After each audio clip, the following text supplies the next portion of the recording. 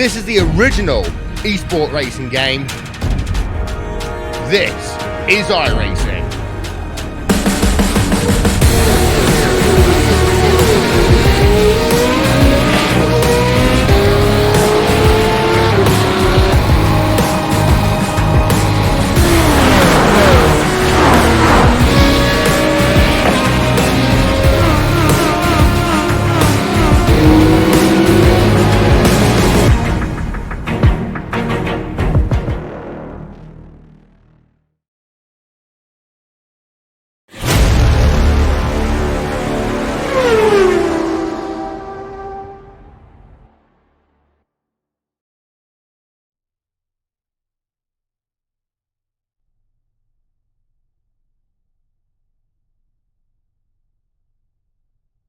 Hello and welcome to the iRacing Esports Network and the BSR MX5 Pro Series presented by Apex Racing TV. My name is Sam Fitzpatrick and tonight I am joined alongside by Tyler Maxon, and we are here at Mid-Ohio, the North American circuit, of course. And yeah, we've got plenty of masters to do battle in the 4 15-minute races here today.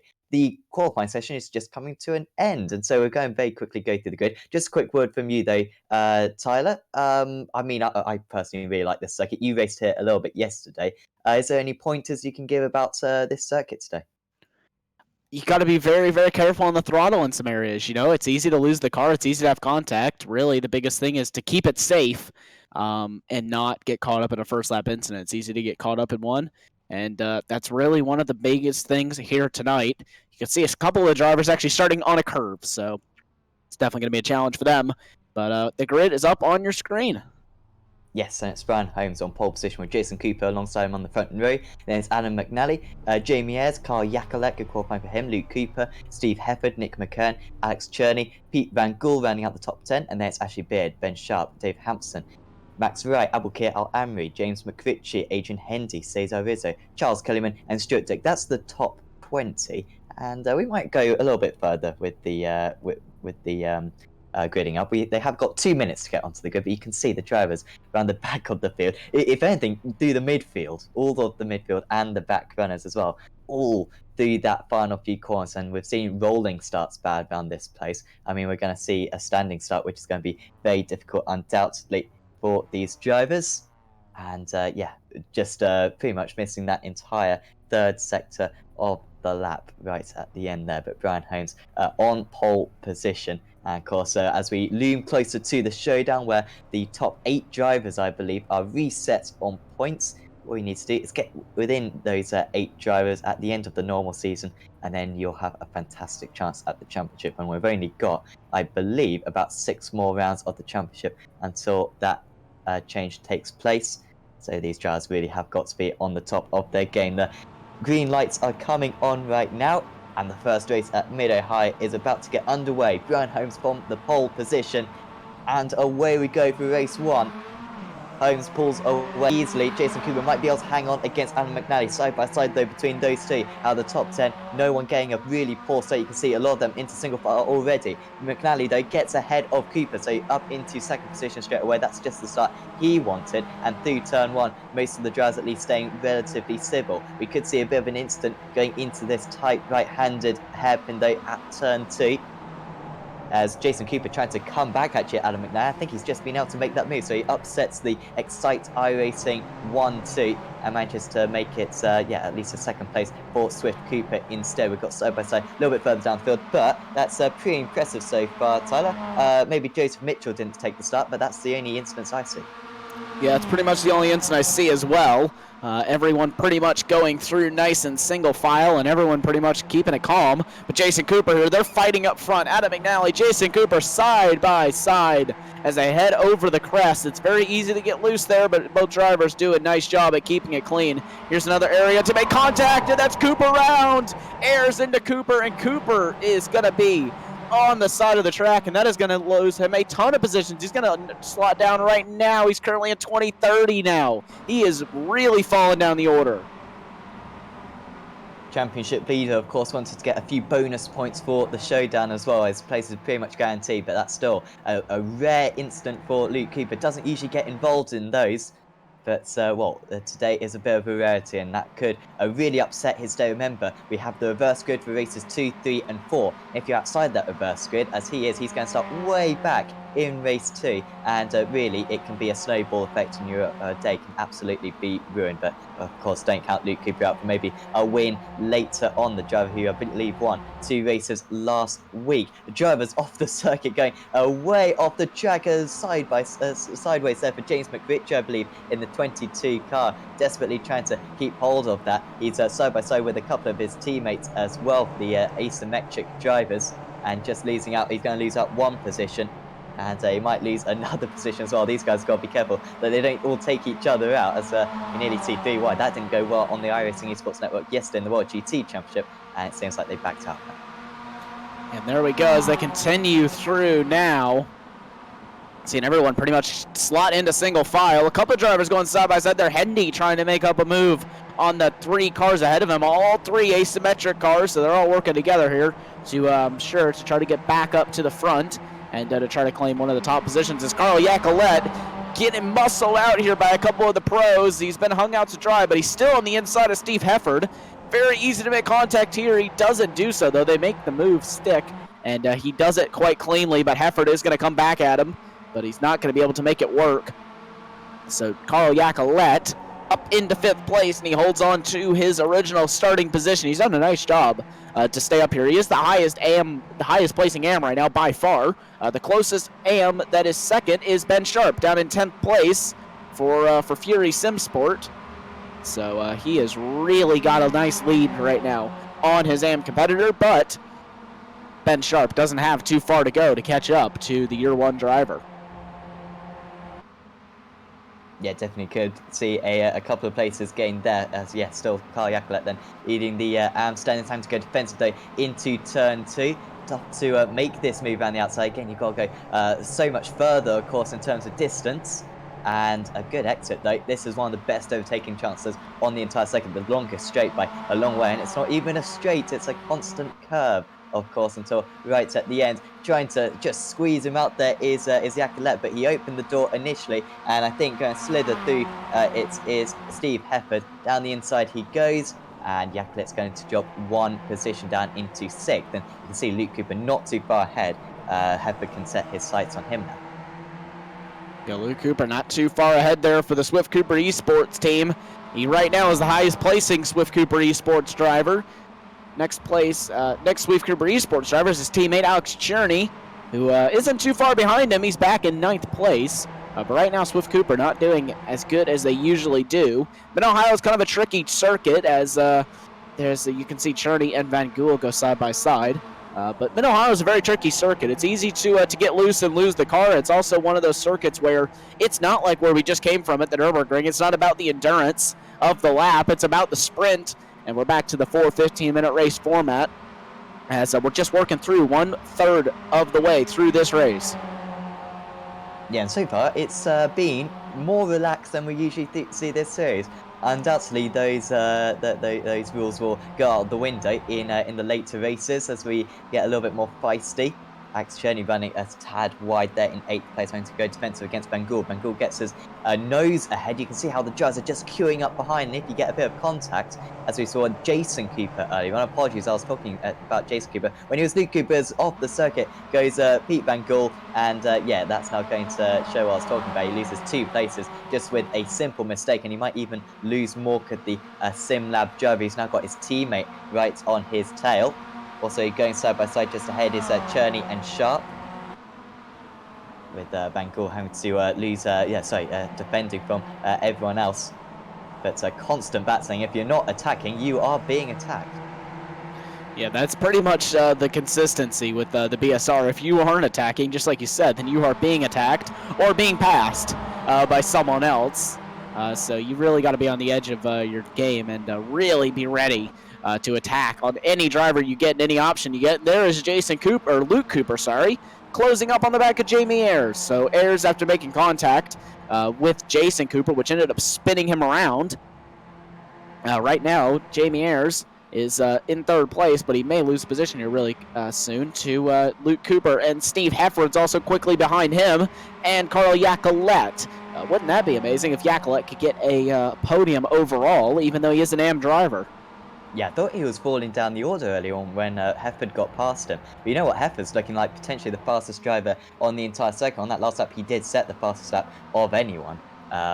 So yeah, quite exceptional pace from him. He's this is one of Steve Hefford's strongest days. I would say that there's a few drivers who you don't fully expect to be fighting for those top positions out there today, including Kyle Yakulet. So maybe a bit of a specialist circuit. There's a few drivers who've got a bit more experience. We don't visit this place too often, and maybe they got a little bit more experience than their rivals out here. Jamie Esley, he's not looking strong. He's got a bit of damage as well on that bonnet, not going to help him down this straight.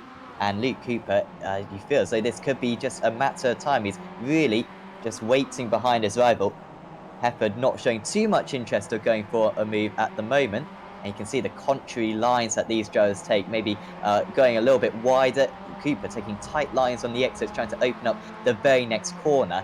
And, well, he's not gaining too much on his rival, but he does look a bit more confident in that car.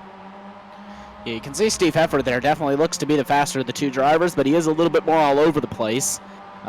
Looks to me like Luke Cooper just has that car a little bit more planted than Steve Hefford. As Hefford runs wide, that's what I was talking about. Hefford not as confident in the car, and that is going to cost him a lot of time. Luckily, though, he is able to get the car rebounded nicely and back going again. But right now, battle for the lead is coming down. The gap for the lead, at least, is coming down. Adam McNally now to 1.1 seconds. It was previously at 0.8 of a second, but he lost a little bit of time there through turn one. If you don't execute turn one just perfectly, you will lose a lot of time, and that's exactly what Adam McNally did there. Just lost that little bit of time going through turn number one, and that's going to cost him a lot down this next straightaway. Of course, at Zolder a couple of weeks ago, we saw the leaders. I'm not sure who it was. Yeah, not sure which team it was, but they were switching positions because if you lead a lap in this race, you get a couple of bonus points. So I wouldn't be surprised seeing that Holmes and McNally are both Excite iRacing drivers. We could see a swap of position, gain a couple of bonus points, and then slot back into place. However, they might be racing against each other as if they aren't teammates, just go all out for the race victory, individual. You know, hopefully we'll see that. We want to see a nice battle. But if they do switch positions and it looks a little bit suspicious, I think those bonus points will be the roots of that change. But still, 1 second between the two of them. No sign of a change at the moment. Yeah, Holmes has not had the best of exits. McNally's down to 0.6, half a second now, and it was the team of Swift Cooper Esports who was switching around all those positions, and I think that's actually what Excite's about to do here. So McNally is now going to take over the lead, and I think that this is for bonus points, like you said, and McNally will now lead over Brian Holmes in second place. We'll see if they do a swap back here really quickly and kind of slot back into the same time period that they were at. And if they do that, then that would pretty much confirm our suspicions here. Unless Holmes, has had a slowdown, which I don't think he has. I think that this is just for position. Right now, and look at that, Hefford pushes Yakulet off the circuit, and that almost was a bad incident. Yeah, so easy to lose the car once you get onto the grass and you spear back onto the circuit into the unknown drivers, really, who have no idea of your actions. Here is Yakulet then.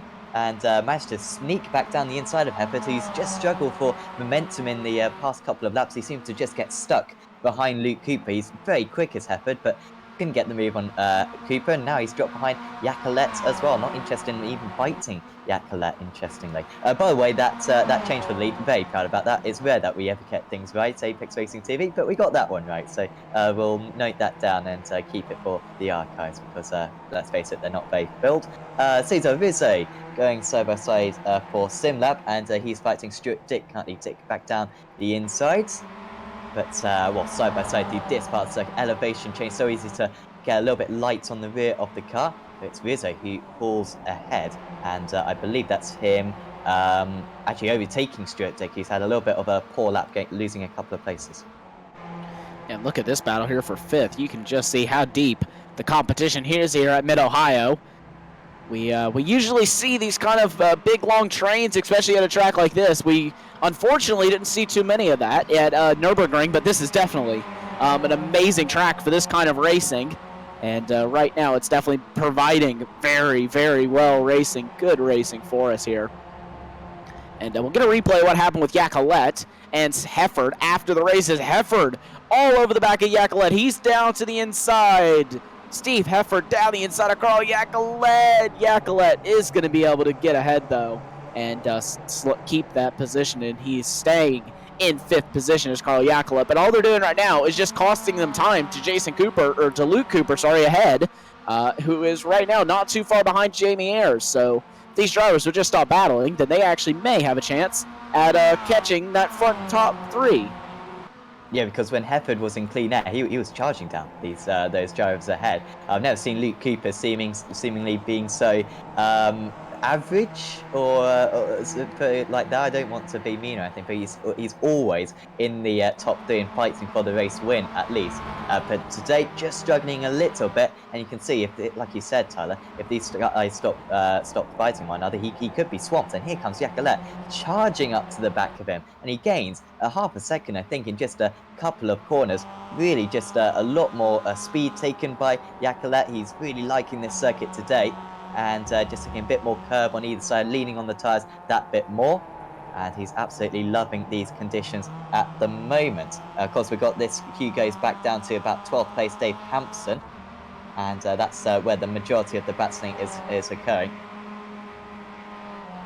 Yeah, but just like, Yacolet, he's dropped out of the server? No, he's back. Oh. So Yacolet's had some sort of issue.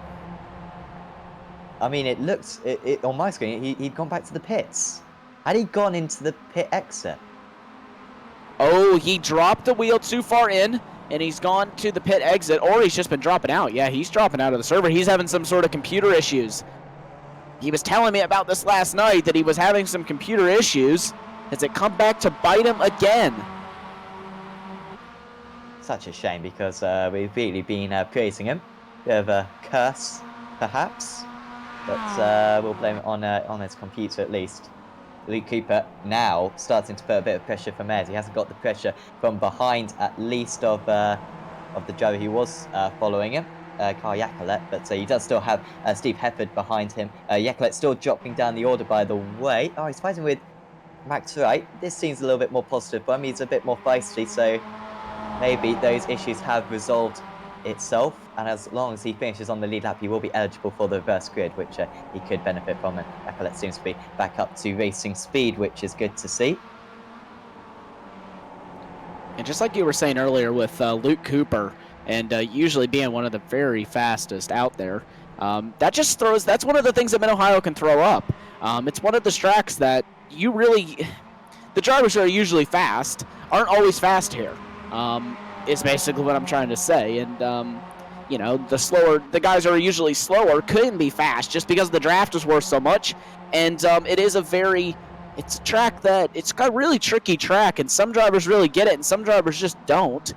But it seems to be a track that a lot of drivers are very, very quick at. We see the long queues of cars. It's really nothing too short. As we look back here, Stuart Dick looking all over the back of Cesar Rizzo, and he will try the outside. It's going to be a very optimistic move to make that one work. But I think that he is going to just have to slot back in line with Rizzo, but he is going to be side by side with him on the exit, and that is going to be Stuart Dick keeping behind right now. But look at this. They're almost 3 wide now, going down into the end of the long straightaway, and there's Jamie Ayers, big tap. He saves it, though, and Luke Cooper just barely getting into the back of him. He did have Steve Hefford there on his inside momentarily, but now this has really queued up this whole train.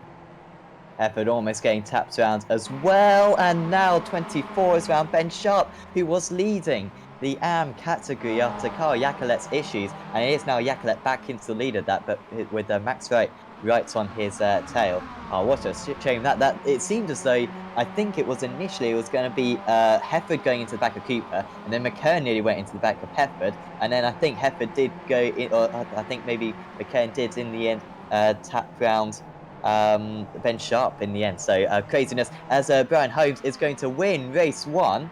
He beats Adam McNally. And nice 1-2 there for Excite's iRacing. They've really got a very nice setup today. They really dominated that race. Jamie Ayers rounds out the top 3. Luke Cooper in 4th. Steve Hefford in 5th. Are there going to be any changes right at the end? It's usually not too many side-by-side action right at the end of these races due to the close proximity of that final corner. and the drivers seemingly quite peaceful across the line. Fantastic racing that Tyler for the first 15 minutes. I wouldn't say that was the most action-packed and crazy race we've ever seen in this series, far from it. But personally, I really like those races because we can really appreciate that the battles that were happening out there, and we can really appreciate like the narration for a few of those drivers' races.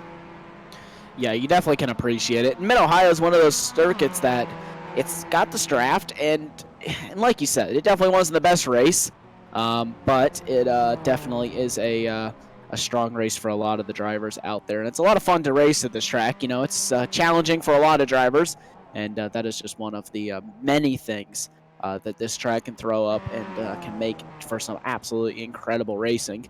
But as we just waiting on a couple of drivers to go ahead and finish out, then we'll get the grid or the results up for you and the reverse grid wheel rolling. Yeah, a few of these drivers dropping quite far back. Yeah, as long as you're 0 or 1 laps down, you are eligible for the reverse grid, and we do get some pretty big reverse grids in this. Usually 35 plus. I think we've had as small as 25, but I mean that's still quite a few drivers. It really does mix up the order. Of course, we've still got 45 minutes worth of racing to go, split into 3 15 minutes events, so it should be an action-packed day in the BSR MX5 Pro Series. The results, I believe, are in. And Brian Holmes does take that win, 2/10 ahead of Adam McKnight. They played the team game perfectly, and it was Holmes who was ahead, and I think that was deserved after starting on the pole position. Jamie Ayres finished in 3rd place with Luke Cooper in 4th. Then Steve Hefford, Nick McKen, Alex Cherney, Ashley Beard, Pete Van Gool, Dave Hampson, and Carl Yacolet, who was top of the Jars despite an issue. And then it was Max Wright, James McRitchie, Stuart Dick, Cesar Rizzo, Liam Silkston, Ben Sharp, Adrian Hendy, Charles Kellyman, Carl Hardy, Steve Baxter, Jack Ashton in 22nd place after starting right from the back. Nars Carstensen, another driver who started very near the back. Andy Maxwell, Matthew Emery, Martin Plowman, Adam Delmont, Michael Barry, Kip Stevens, Viv Cullinan, Ben Mears, Scott Malcolm, Steve Hansford, Ewan Ursum, Martin Sampson, Wouter Van Essen, and David Ayres in 37th place. And then it was Craig Jones, Mikey Key, Craig Cameron, Rob Graham, and then 1 lap down was Joe Mitchell. He'll be the last eligible driver for the reverse grid in 42nd place, so 42 or more, and it will be him on pole position. And then it was Joe McDonald, Abulkir Al-Amri, Billy Rose, Jason Cooper, and Steve Cooley, who all retired from this race 1. But they can have their vengeance, I assume, in race 2 coming up in about 25 minutes' time. But before that, we are going to find out what the reverse grid is, Tyler. All right, let's go ahead and roll the reverse grid here. For the first time tonight, we have as little as 15 and as large as a full reverse. And I think for our first reverse of the night, it's going to be a full -4. So let's see who that puts on pole. That will not be Joe Mitchell, not Rob Graham, not Craig Cameron, not Mikey Key.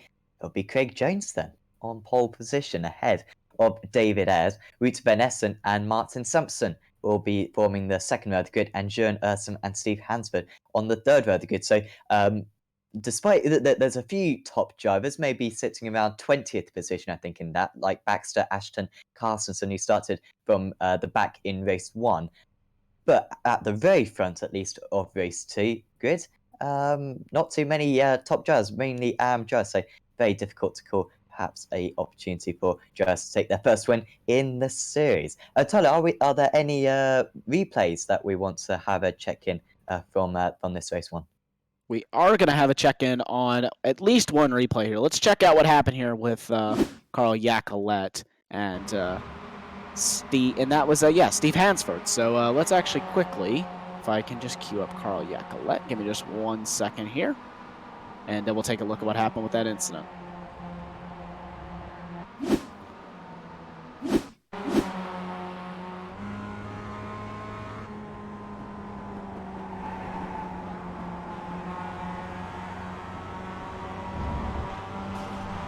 Ooh. That could have been 10 times worse than what it turned out to be. Yeah, Carl Yacolet doing an amazing job to not collect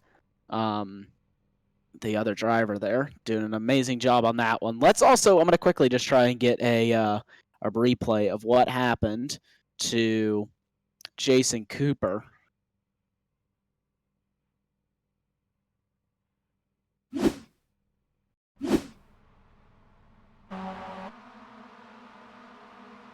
So I think this is right whenever Cooper gets collected here.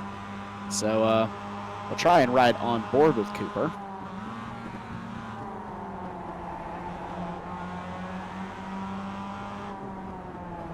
Ever so close between these two drivers for the first half of the lap after starting very near each other on the grid. Cooper does the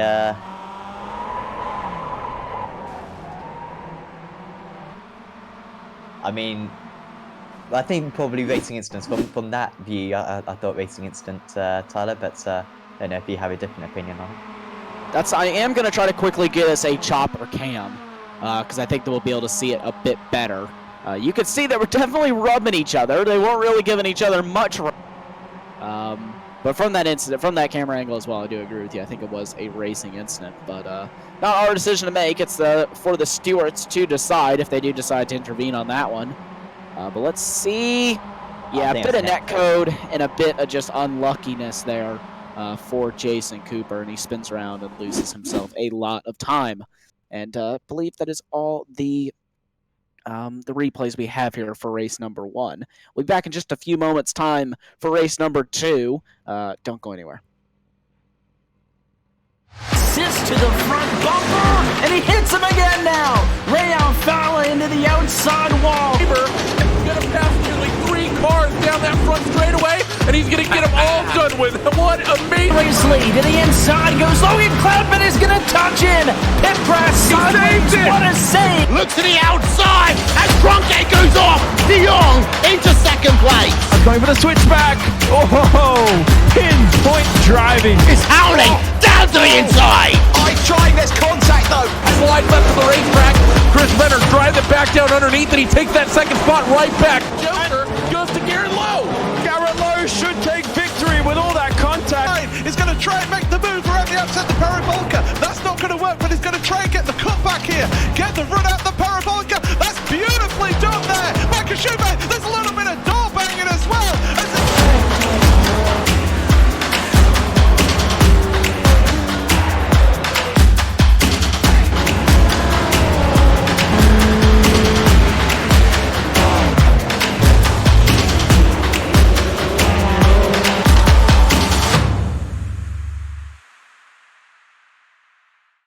40 of the best sim racers, $100,000 on the line. Who will rise to the challenge? This is the most competitive and sought-after season in iRacing World Championship history. This is where legends are made. This is the Porsche Esports Super Cup.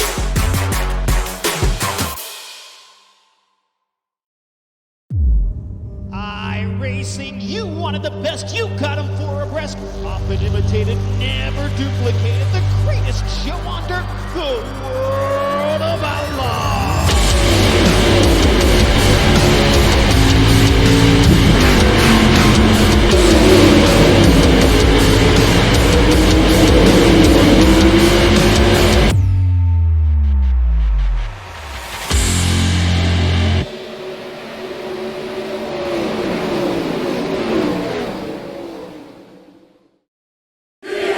Gotta love this time of year.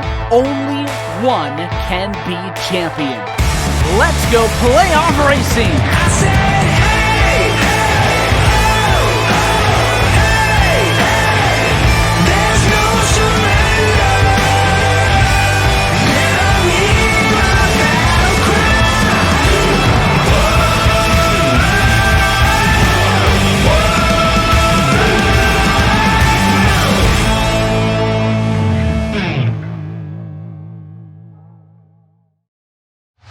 to the front bumper, and he hits him again now. Rayon Fowler into the outside wall. He's going to pass nearly 3 cars down that front straightaway, and he's going to get them all done with. What amazing! Lee to the inside goes Logan Cloudman is going to touch in. Pit press sideways. What a save! Look to the outside as Cronkite goes off. De Jong into second place. Going for the switchback. Oh, pinpoint driving. Is howling down to the inside. Trying this contact though. Slide left of the racetrack. Chris Venner drives it back down underneath, and he takes that second spot right back. Joker goes to Garrett Lowe. Garrett Lowe should take victory with all that contact. He's going to try and make the move around the outside the parabolica. That's not going to work, but he's going to try and get the cutback here. Get the run out the parabolica. That's beautifully done there. Michael Schubert, there's a little bit of door banging as well.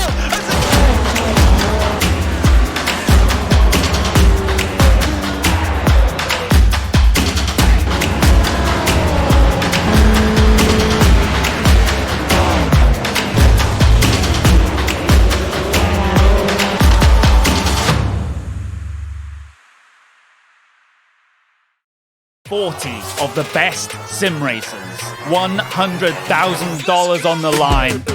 Who will rise to the challenge? This is the most competitive and sought-after season in iRacing World Championship history. This is where legends are made. This is the Porsche Esports Super Cup.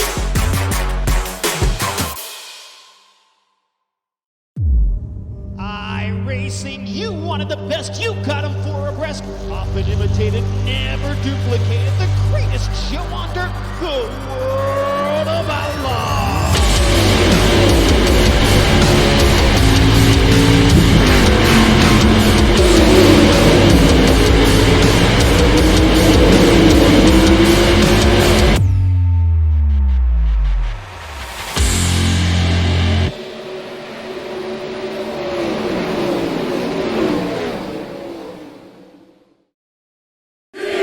Gotta love this time of year. Only one can be champion. Let's go playoff racing. I said, hey, hey, oh, oh, hey, hey. There's no surrender. Let me hear my battle cry.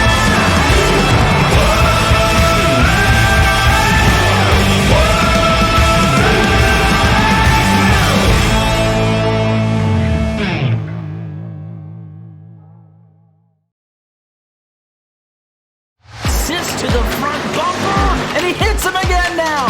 Rayon Fowler into the outside wall. He's going to pass nearly 3 cars down that front straightaway, and he's going to get them all done with. What amazing! Lee to the inside goes Logan Cloudman is going to touch in. Pit press sideways. What a save! Look to the outside as Cronkite goes off. De Jong into second place. Going for the switchback.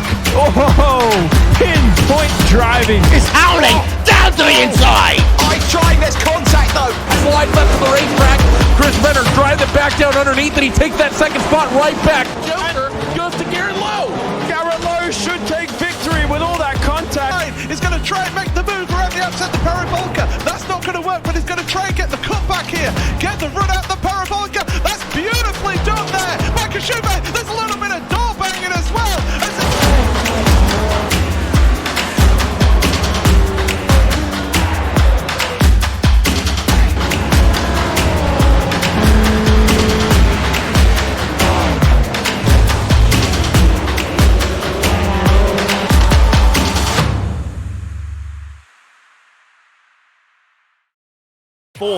Of the best sim racers, $100,000 on the line. Who will rise to the challenge? This is the most competitive and sought-after season in iRacing World Championship history. This is where legends are made. This is the Porsche Esports Super Cup.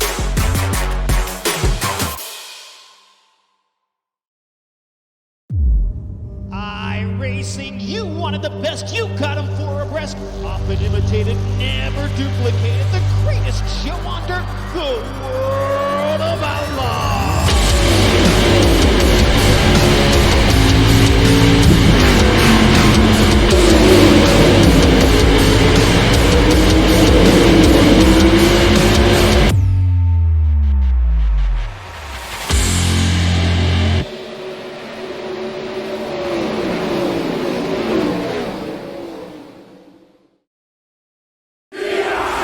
love this time of year. Only one can be champion. Let's go playoff racing. I said, hey, there's no surrender. Let me my battle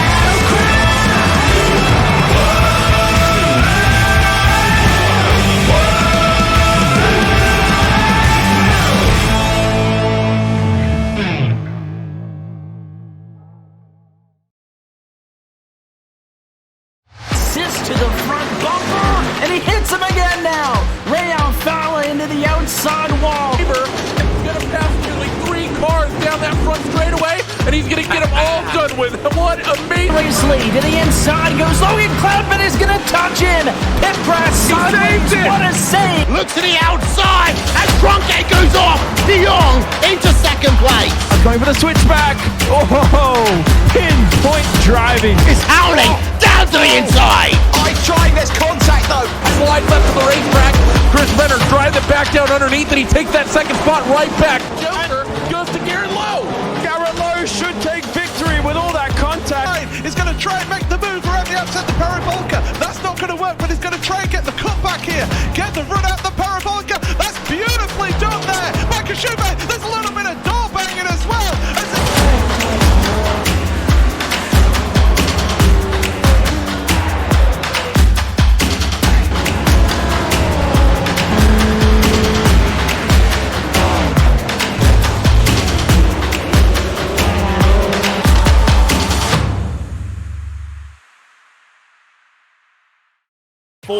Of the best sim racers, $100,000 on the line. Who will rise to the challenge? This is the most competitive and sought-after season in iRacing World Championship history. This is where legends are made. This is the Porsche Esports Super Cup.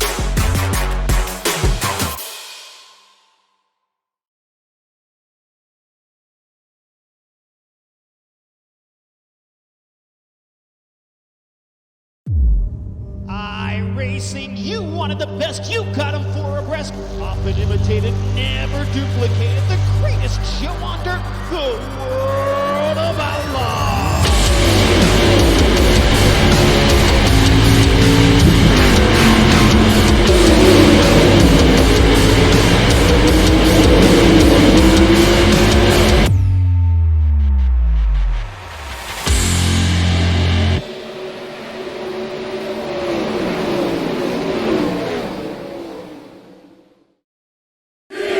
Gotta love this time of year. Only one can be champion. Let's go playoff racing. I said, hey, there's no surrender.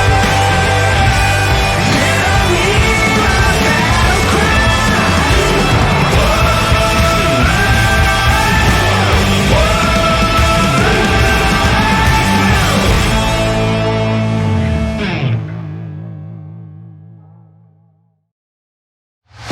to the front bumper, and he hits him again now.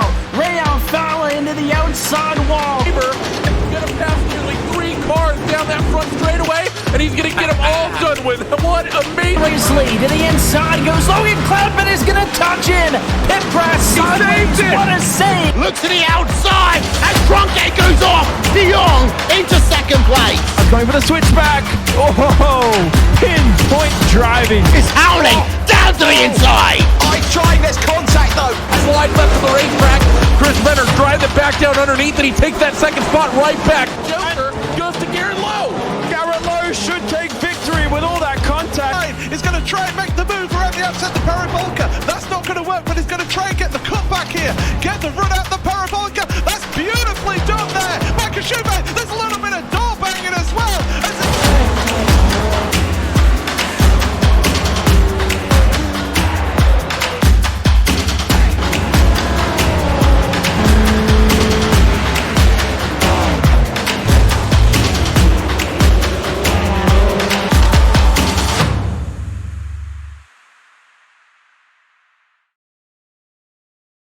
40 of the best sim racers. $100,000 on the line. Who will rise to the challenge?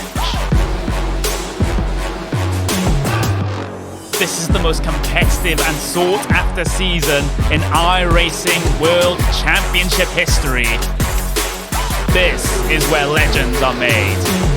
This is the Porsche Esports Super Cup.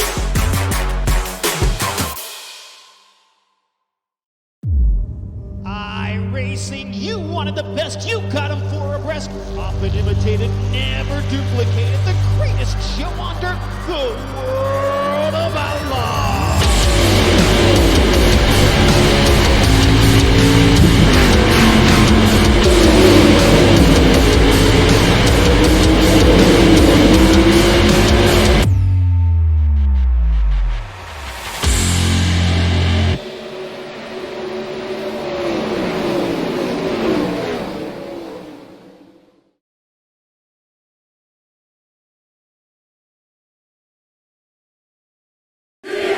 Gotta love this time of year. Only one can be champion. Let's go playoff racing. I said, hey, there's no surrender. Let me hear my battle cry.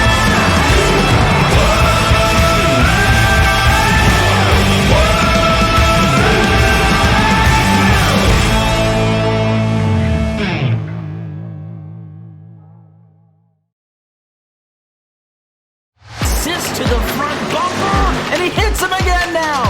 Ray Alfala into the outside wall. He's gonna pass nearly 3 cars down that front straightaway, and he's gonna get them all done with. What amazing! Race lead to the inside goes Logan Cloudman is gonna touch in. Pit press sideways. What a save! Look to the outside as Cronkite goes off. De Jong into second place. Going for the switchback. Oh, pinpoint driving. It's howling down to the inside. I trying this contact though. Slide left of the racetrack. Chris Venner drives it back down underneath, and he takes that second spot right back. Joker goes to Garrett Lowe. Garrett Lowe should take victory with all that contact. He's going to try and make the move around the outside the parabolica. That's not going to work, but he's going to try and get the cutback here. Get the run out the parabolica. That's beautifully done there. Michael Schubert, there's a little bit of door banging as well.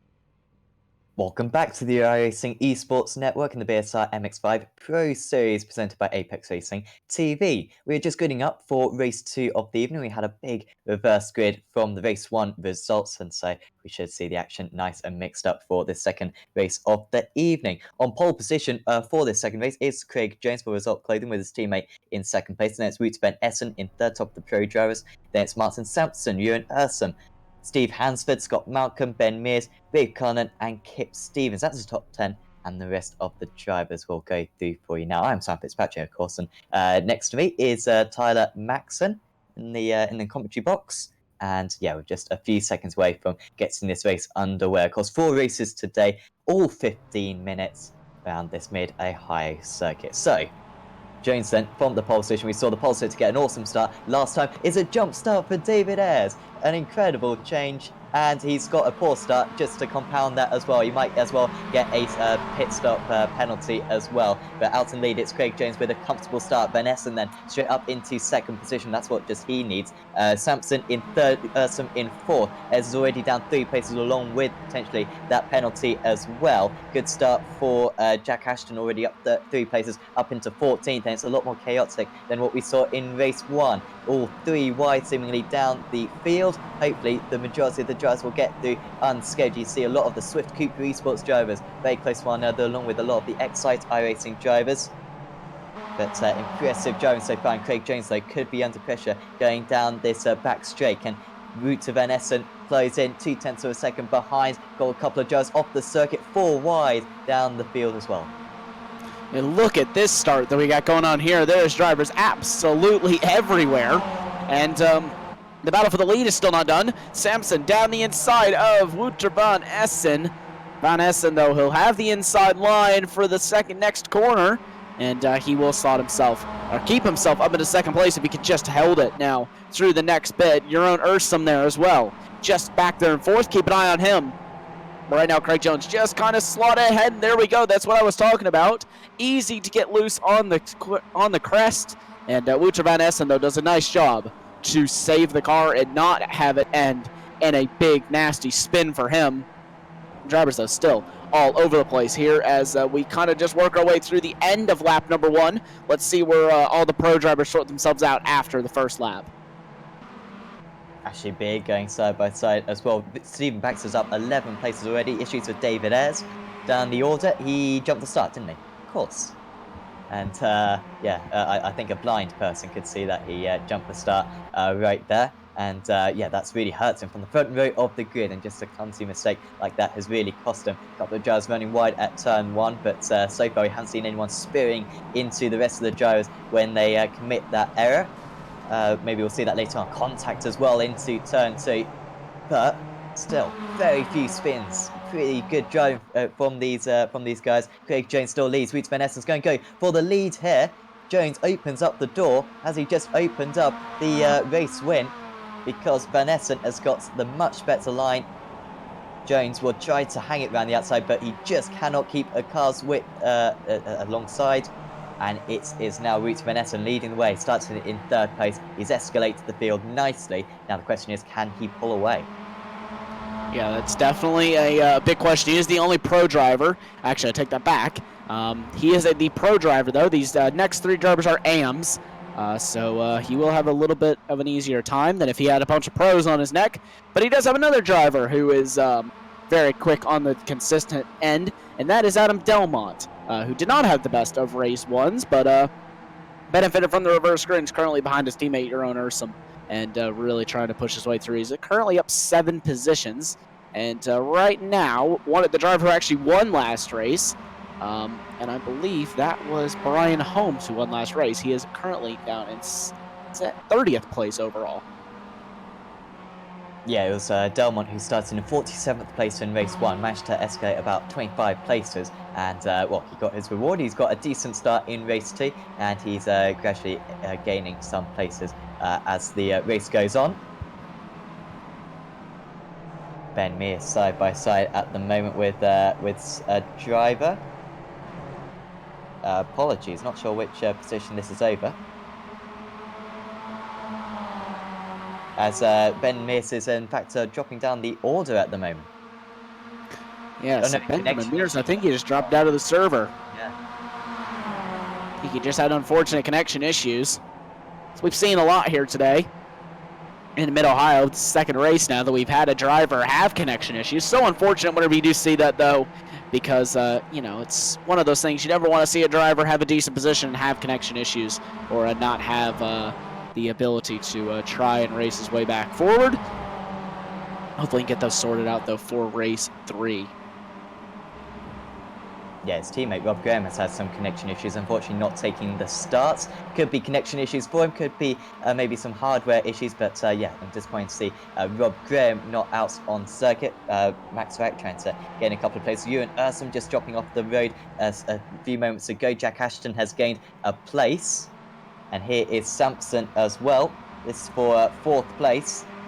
Delmont up into 3rd. He's up 9 places from his start, and he's absolutely charging his way. And you can see the race leaders just ahead. Losing another places now, Martin Sampson. It's Stephen Baxter, who's up 14 places. He's up into P4. So Delmont and Baxter, they're not teammates, of course, but they're going to have a fantastic chance at perhaps winning this race. Side by side also between Emery and Ashton. Ashton up 10 places. Emery as well up 8 places. Really good drive from him. A relatively inexperienced driver, I believe. But Ashton, I think he's going to have the better run. And the driver currently sitting 2nd in the overall standings. I think he's about to move up 1 place. So he move himself up into 6th place. There he goes. Up 11 positions from his start. And we're just currently 5 minutes in, or 4 laps in. To this race out of 10 in total that we will run here tonight.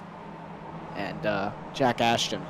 And the X-Side iRacing car is up in the 6th place, and he's right there on that front group. But Wouter van Essen, we were wondering if he was going to be able to check out. Right now he is.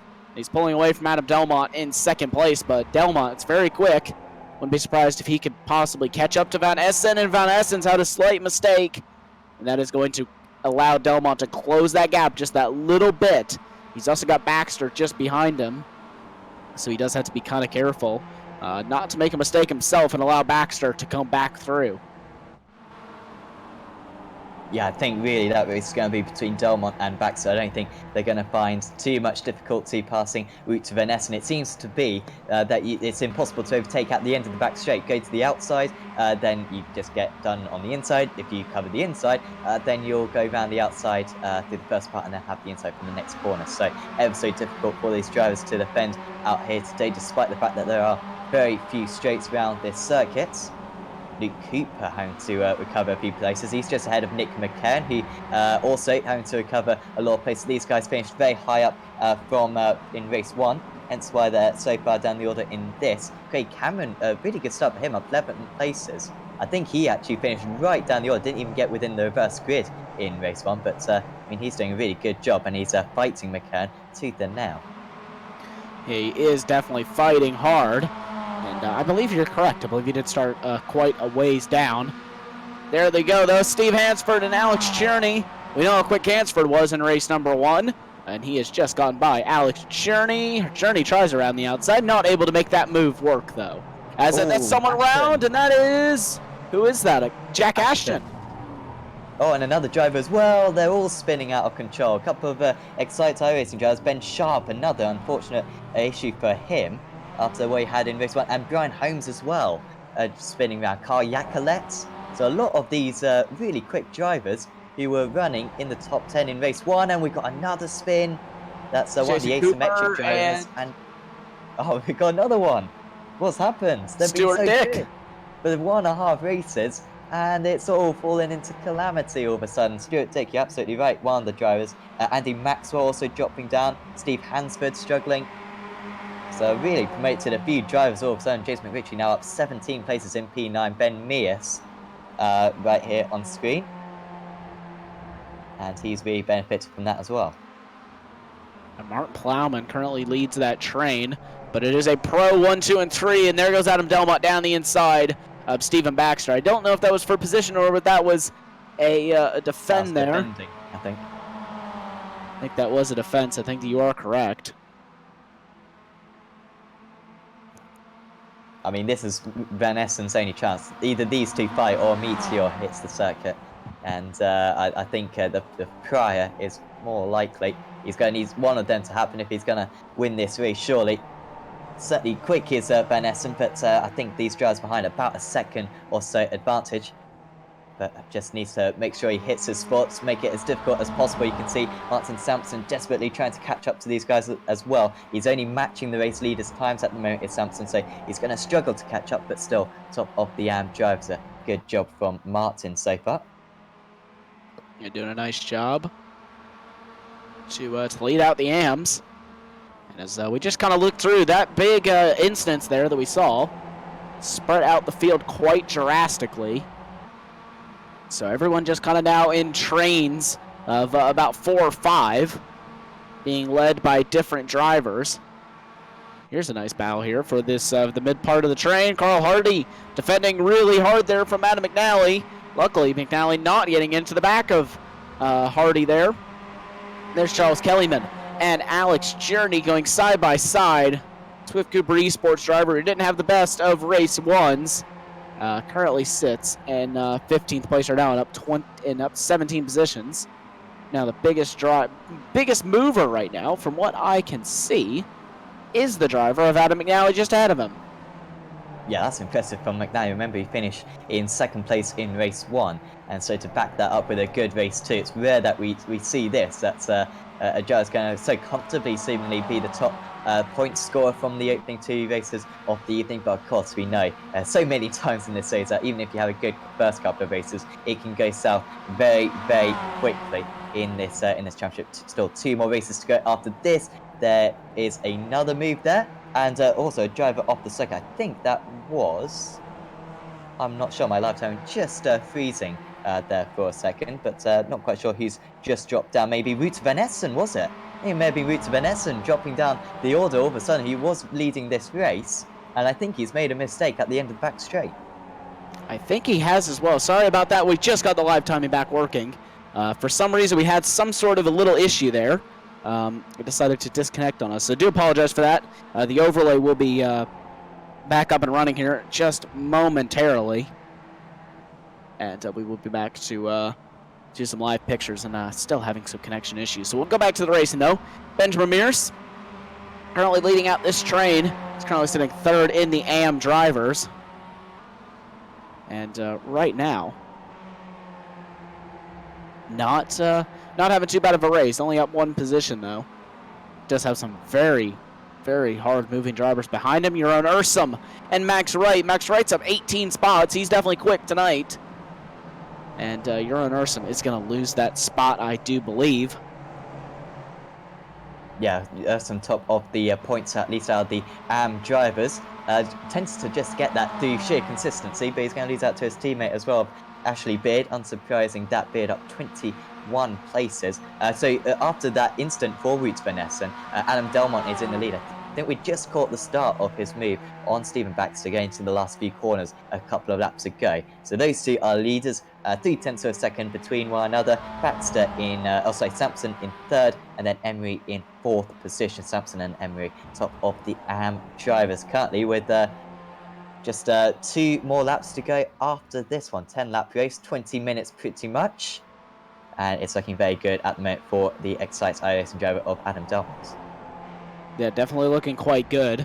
Go through some of the incidents that happened here and what happened with those at the end of this race. But as you can see there's Ashley Beard 21 places up currently. And Adam McNally's not too far off of him. Should help him out a little bit in the points, considering Jason Cooper hasn't had the best race.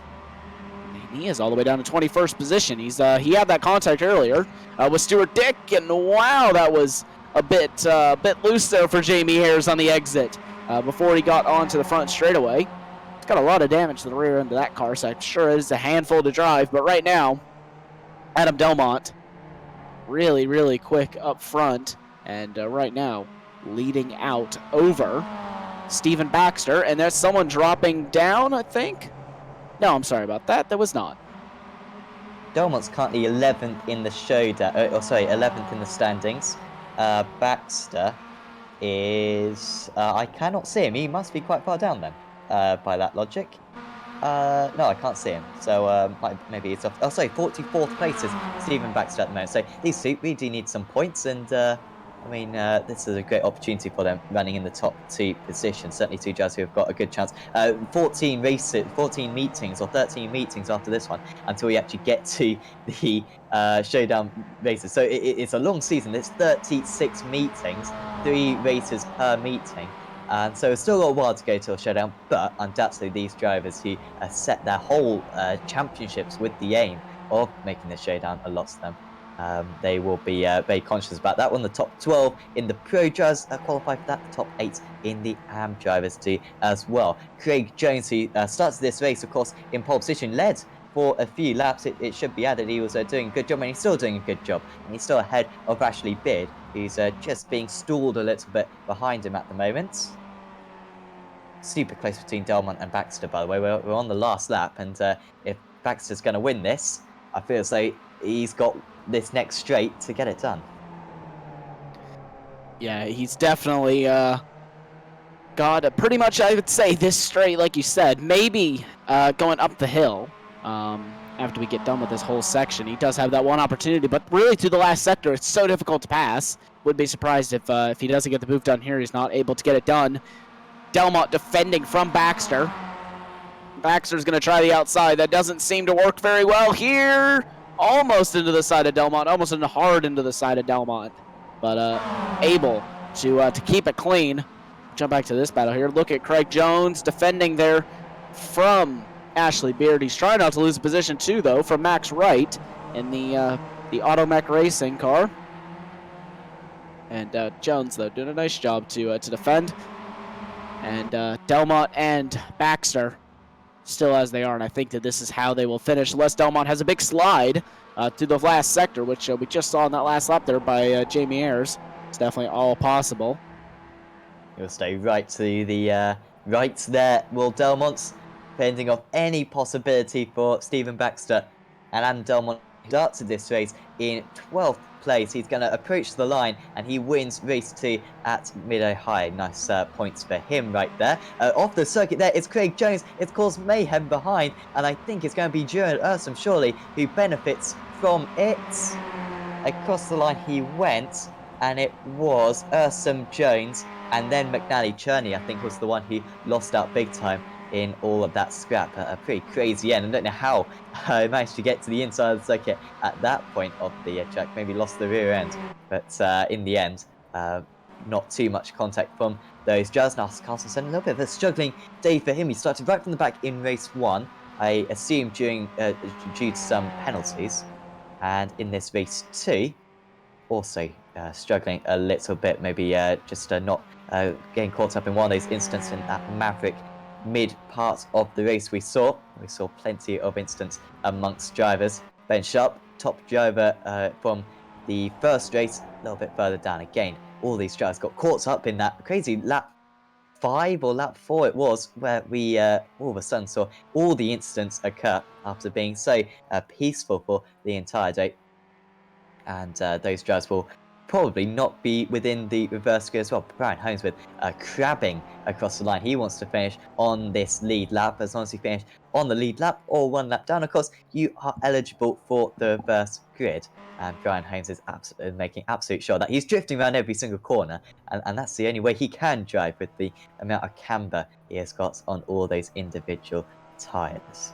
So across the line he goes, and we can go through the final results now. And it is Adam Delmont who wins out up 11 places, beats Stephen Baxter by 0.6 of a second. Matthew Emery, top of the AM drivers, in 3rd overall. There's Martin Sampson, Martin Plowman, James McRitchie, Ben Mears, Ashley Beard, Juran Ursum, and Craig Jones rounding up the top 10. There's Adam McNally, Alex Cherney, Max Wright, Carl Hardy, Charles Kellyman, Steve Hefford, Jason Cooper, Nick McKern, Luke Cooper, and Jamie Ayres in the top 20. Good drive from quite a few of those drivers who started very far down the order after the big reverse grid. There's Kip Stevens, Scott Malcolm, Carl Yacolet, Michael Barry, Craig Cameron, apologies, Jack Ashton, Ray Cullinan, Joe McDonald, Steve Cooley, Billy Rose, Abulkir Al-Amri, Stuart Dick, Mikey Key, Wout van Essen, Steve Hansford, Nars Carson, Andy Maxwell, David Ayres, Ben Sharp, Adrian Hendy, Dave Hampson, Brian Holmes, and all those drivers finished on the lead lap. So we did see a little bit of incidents, but incredibly, 42 out of the 46 drivers who took the start did finish on the lead lap. The drivers who didn't finish on the lead lap and who will not be eligible for the reverse grid are Cesar Rizzo, Pete Van Gool, Liam Silkston, and Joe Mitchell. So the second reverse grid of the day, I believe, is up on the screen now, Tyler. So the reverse grid's now up on your screen.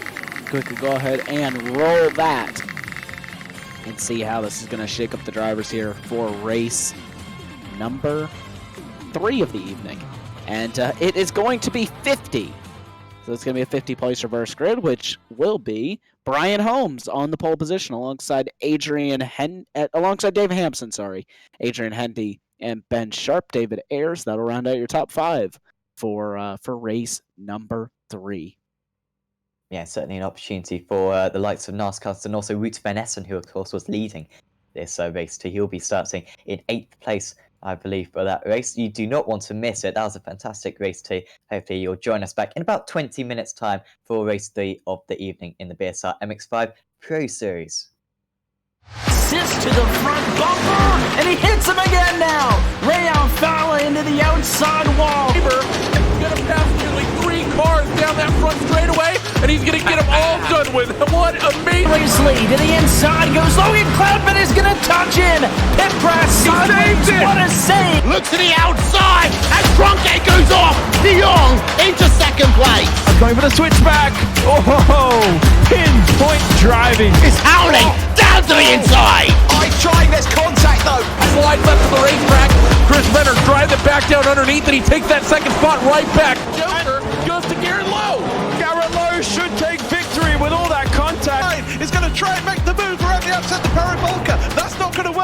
to try and get the cutback here. Get the run out the parabolica. That's beautifully done there. Michael Schubert, there's a little bit of door banging as well.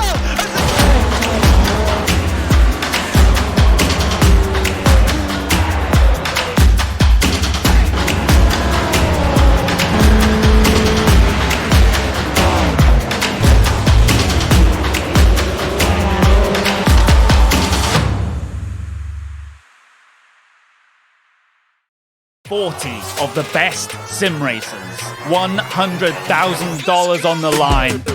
Who will rise to the challenge? This is the most competitive and sought-after season in iRacing World Championship history. This is where legends are made. This is the Porsche Esports Super Cup.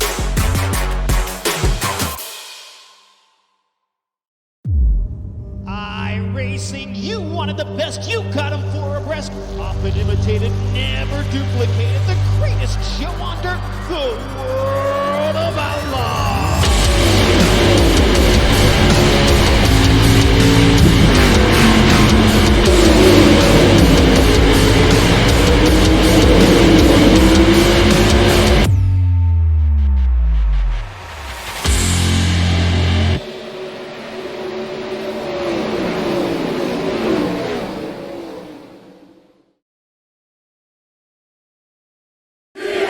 Gotta love this time of year. Only one can be champion.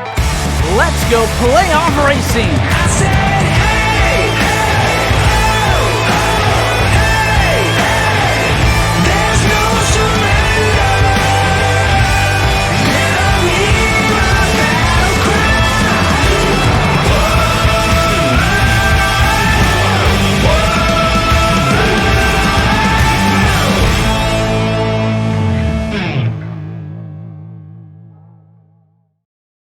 'Assist to the front bumper, and he hits him again now. Rayon Fowler into the outside wall. He's gonna pass nearly 3 cars down that front straightaway, and he's gonna get them all done with. What amazing! Race lead to the inside goes Logan Cloudman is gonna touch in.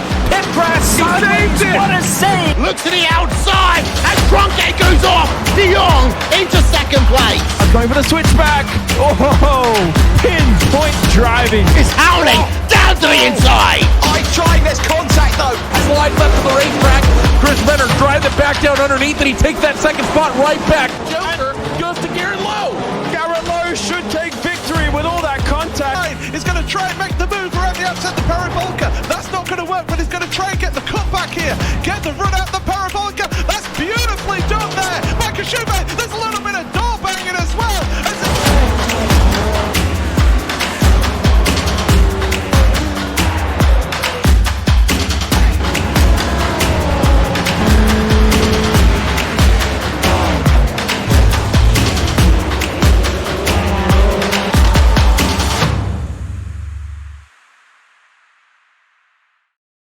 40 of the best sim racers, $100,000 on the line.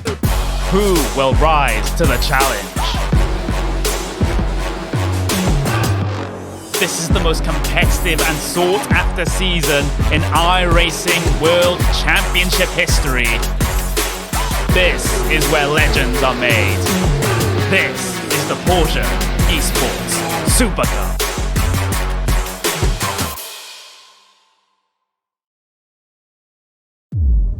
iRacing, you wanted the best, you got them 4 abreast. Often imitated, never duplicated. The greatest show under the world of outlaw.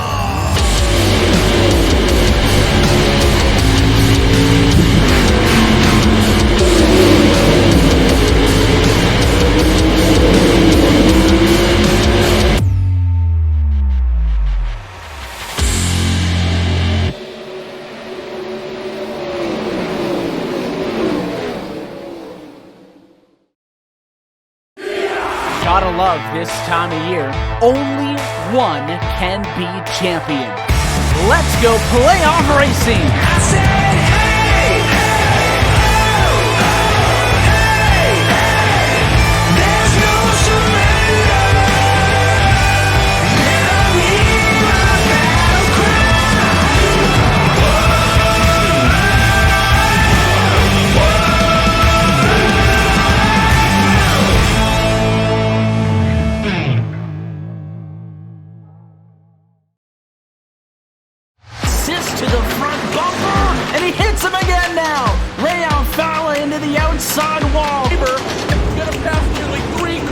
down that front straightaway, and he's going to get them all done with. What amazing race lead to the inside goes Logan Cloudman is going to touch in. Pit crash sideways. What a save! Look to the outside as Cronkite goes off. De Jong into second place. Going for the switchback. Oh, pinpoint driving. It's howling down to the inside. Trying this contact though. slide left to the racetrack. Chris Leonard drives it back down underneath, and he takes that second spot right back. Joker goes to Garrett Lowe.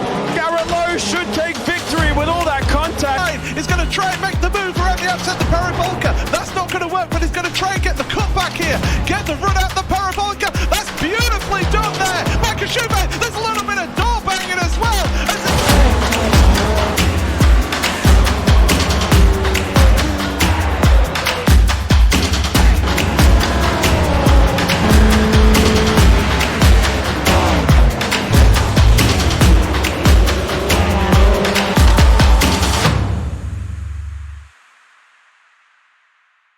$40 of the best sim racers, $100,000 on the line. Who will rise to the challenge? This is the most competitive and sought-after season in iRacing World Championship history. This is where legends are made. This is the Porsche Esports Super Cup.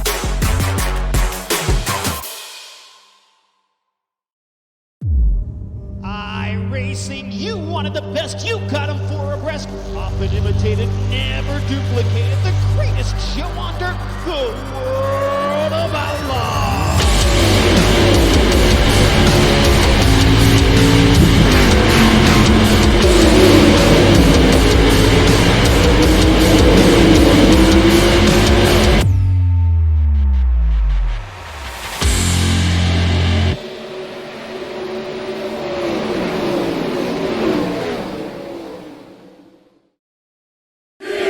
Gotta love this time of year. Only one can be champion. Let's go playoff racing. I said, hey, there's no surrender. Let me my battle cry.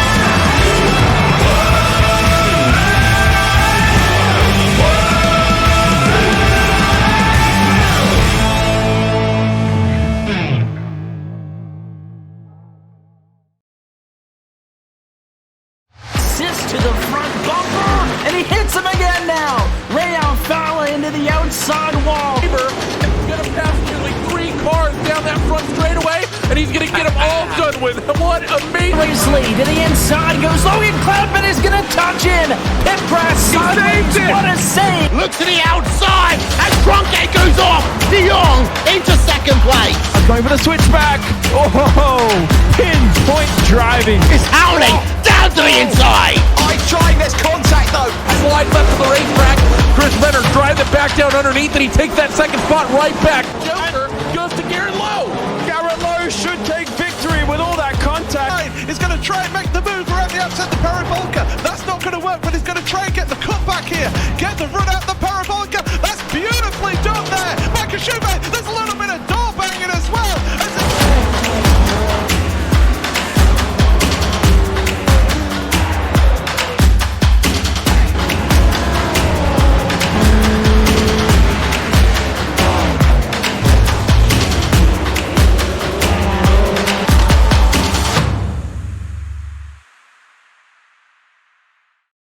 $40 of the best sim racers, $100,000 on the line. Who will rise to the challenge? This is the most competitive and sought-after season in iRacing World Championship history. This is where legends are made. This is the Porsche Esports Super Cup.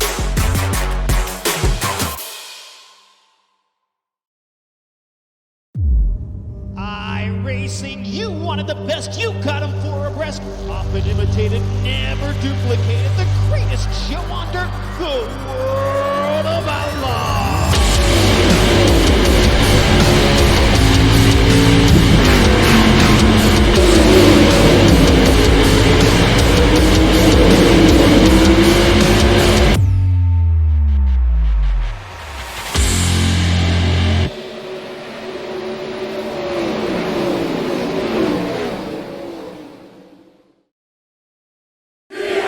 Gotta love this time of year. Only one can be champion. Let's go playoff racing. I said, hey, there's no surrender. Never hear a battle cry.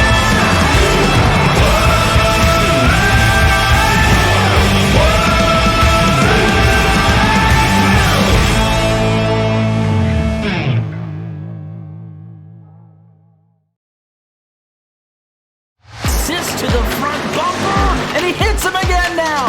Rayon Fowler into the outside wall. He's gonna pass nearly 3 cars down that front straightaway, and he's gonna get them all done with. What amazing! Race lead to the inside goes Logan Cloudman is gonna touch in.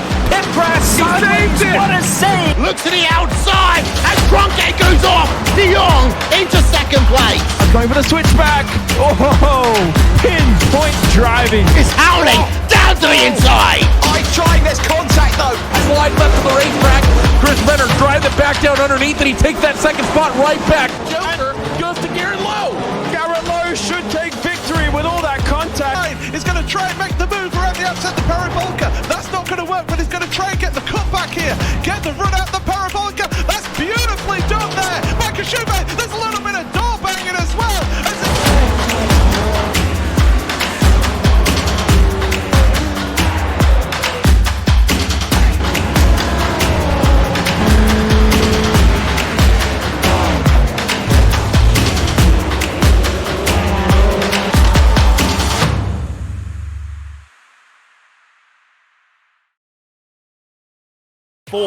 Of the best sim racers, $100,000 on the line.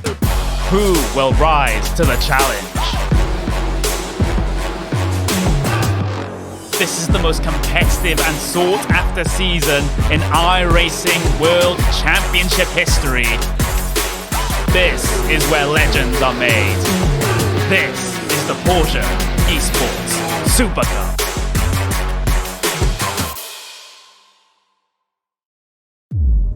iRacing, you wanted the best, you got them 4 abreast. Often imitated, never duplicated. The greatest show on dirt, the World of Outlaws.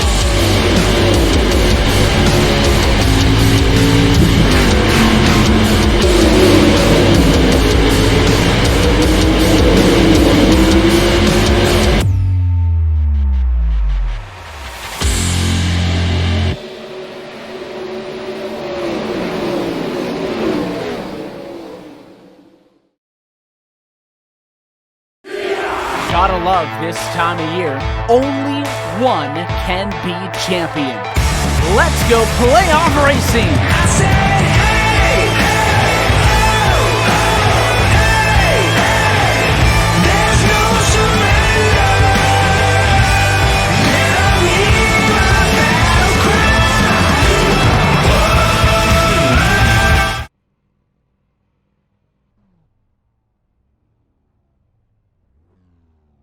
Welcome back to the iRacing Esports Network and the BSR MX5 Pro Series presented by Apex Racing TV. We are grading up for race 3 of the evening here at Mid-Ohio. We had a full reverse grid from the race 2 results, and so the starting grid is on the screen for you now, and it's Ryan Holmes on pole position with Dave Hampson alongside him. Then it's Adrian Hendy, Ben Sharp, David Ayres, Andy Maxwell, Niles Carstensen, Steve Hansford, Roots Van Essen, and Mikey Key. They're in 10th position, and the rest of the field will go through for you now. Of course, I am Sam Fitzpatrick, and once again, alongside me is Tyler Maxson, of course. And like I said, this is race 3. One more race to go after this, 10 laps around this Mid-Ohio circuit. Brian Holmes, then he was very strong in race 1. He even won race 1. Can he back that up with a race 3 win as well? We are away here at Mid-Ohio. And it's Holmes, not with the best start, but he should be covered going into turn 1. Hampson trying to get alongside him, but will just have to tuck into position. A little bit more single file than we saw in race 1, at least, through these opening few corners. And certainly no changes amongst the top 4 places. Carstensen has already got past Maxwell. Of course, Maxwell's an AM driver, Carstensen a pro, so he's trying to make up his way through the field. 4 wide, almost going into turn 2. 307 car right on the inside, just about gets through there cleanly. A little bit of contact amongst these drivers. but well mannered on the most part. A couple of drivers on the inside. Charles Kellyman, I think, was one. Then Scott Malcolm as well, dropping down the order.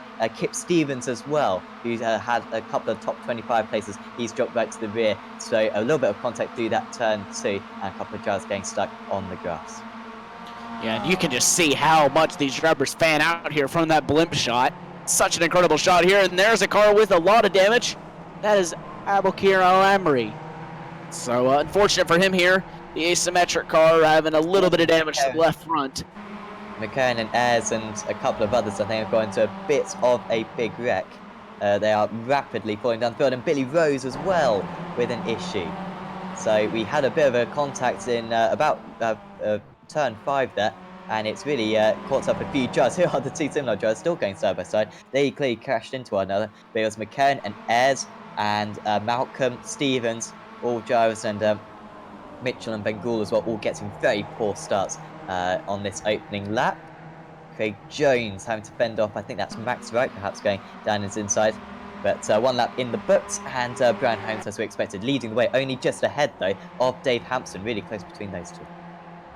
Yeah, definitely really close here between the top 3. You can just see 3/10 separating Holmes and Hampson. Hendy there, just another half second behind Hampson. So the front few are definitely really close here. The battle, though, is for this mid-pack. Carl Yacolet, currently up 3 spots off his starting position. He is very quick. We saw in qualifying. Hasn't had the best of luck with his computers, but he is really moving his way up through the field now. The Year 1 driver in the AM category, currently sitting in 9th. And definitely in a shot for a nice result here tonight going into race number 4. And that's someone down the, that's Ralph Cullen, and down the inside there, Mikey Key. The two result drivers almost into each other, and that's someone way wide. That's Yacolet. Commentator's curse if I've ever seen one. Oh, poor Carl. Oh, and we've got a few more drivers. Baxter, and is that Carstensen? It was Cherney as well. So once again, that turn 5 causing a lot of issues. We've got another couple of drivers around, an asymmetric driver, and that was maybe Key. Could have been McRitchie. Apologies, spinning rounds.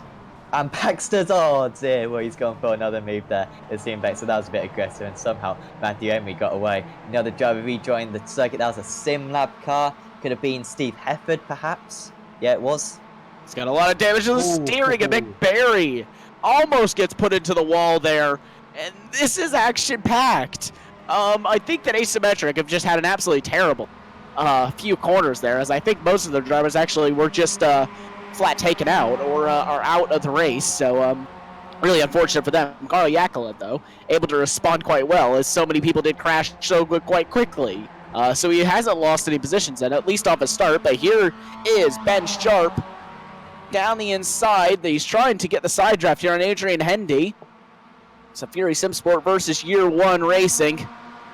And it will be Ben Sharp, though. He will have the inside, and he will get the move done. Hendy, really nothing that he can do there to defend. And then Ben Sharp is going to move himself up into 3rd overall here. So Ben Sharp doing an amazing job here. Now, Brian Holmes, though, leads over Dave Hampson, and then it's Ben Sharp in 3rd. Jack Ashton, another driver. He's up 8 spots right now. He's up into 9th place. Currently, your biggest mover is in the form of Adam McNally. Up 16 places. Actually, correct myself.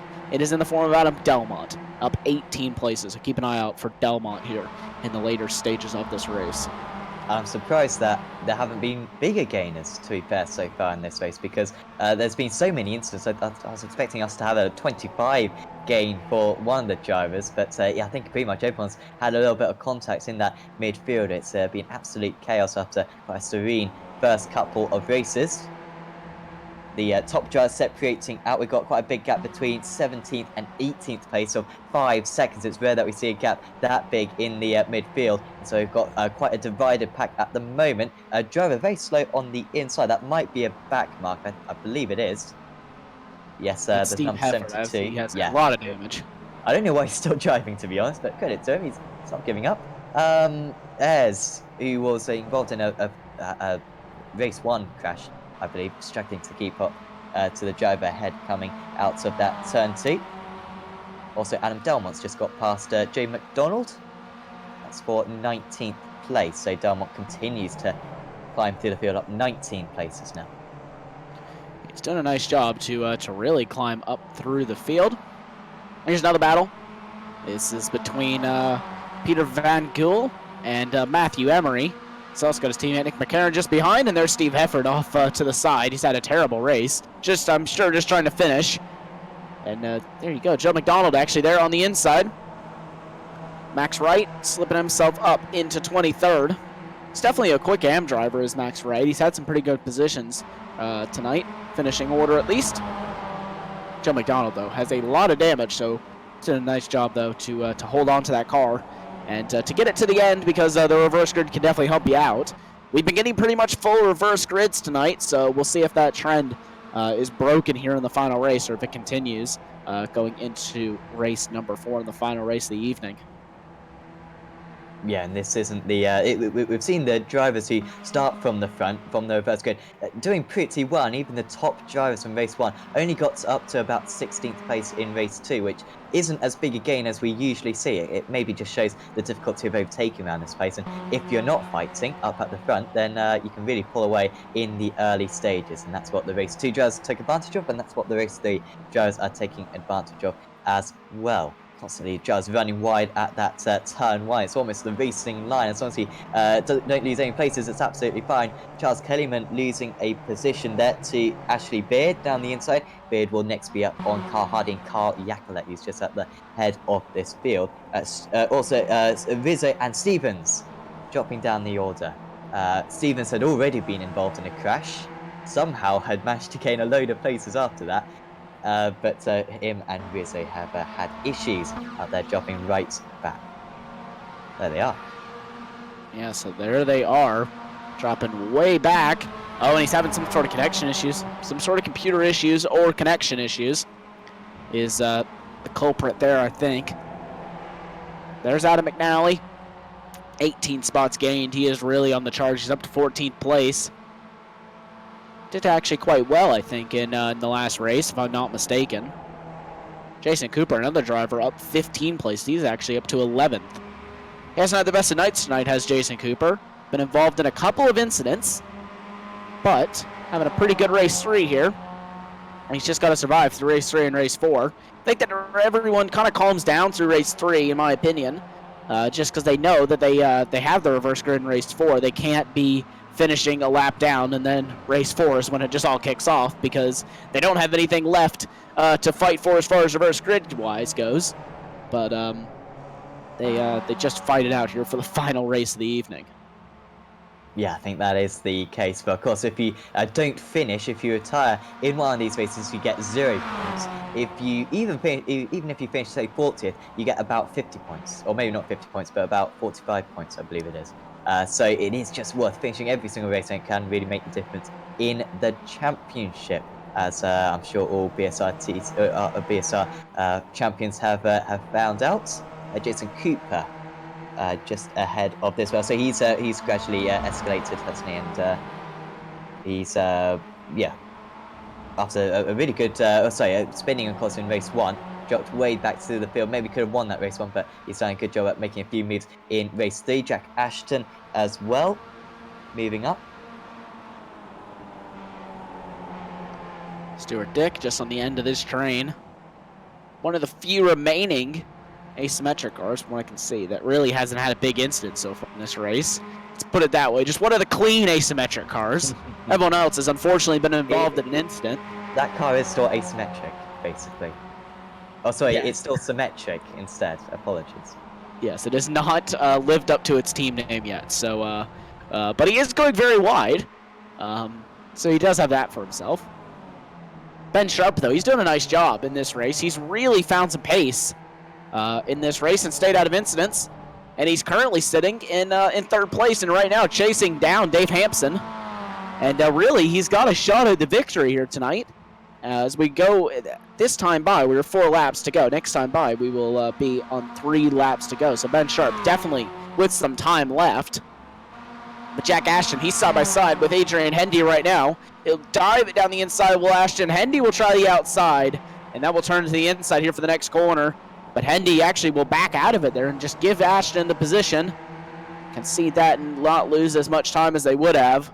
Now Ashton can now go and attack on Carstensen.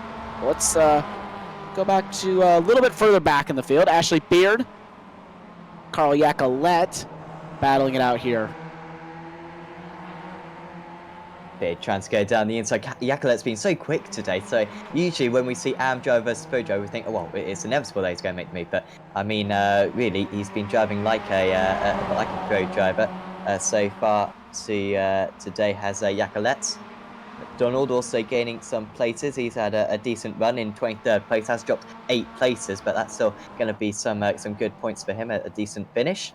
Of course, could be a decent starting place as well for race 4. Should we have a kind of a middle reverse grid, could be as late as 15, of course. But so far, and for the majority of the season as well, we've seen the average reverse grid of about 35-40 drivers. Hampson really dropping back from Holmes, so it looks as though Holmes is going to win this one, even with 2.5 laps to go. He's looking very strong. Still, Ashton is around the tail of Carstensen now.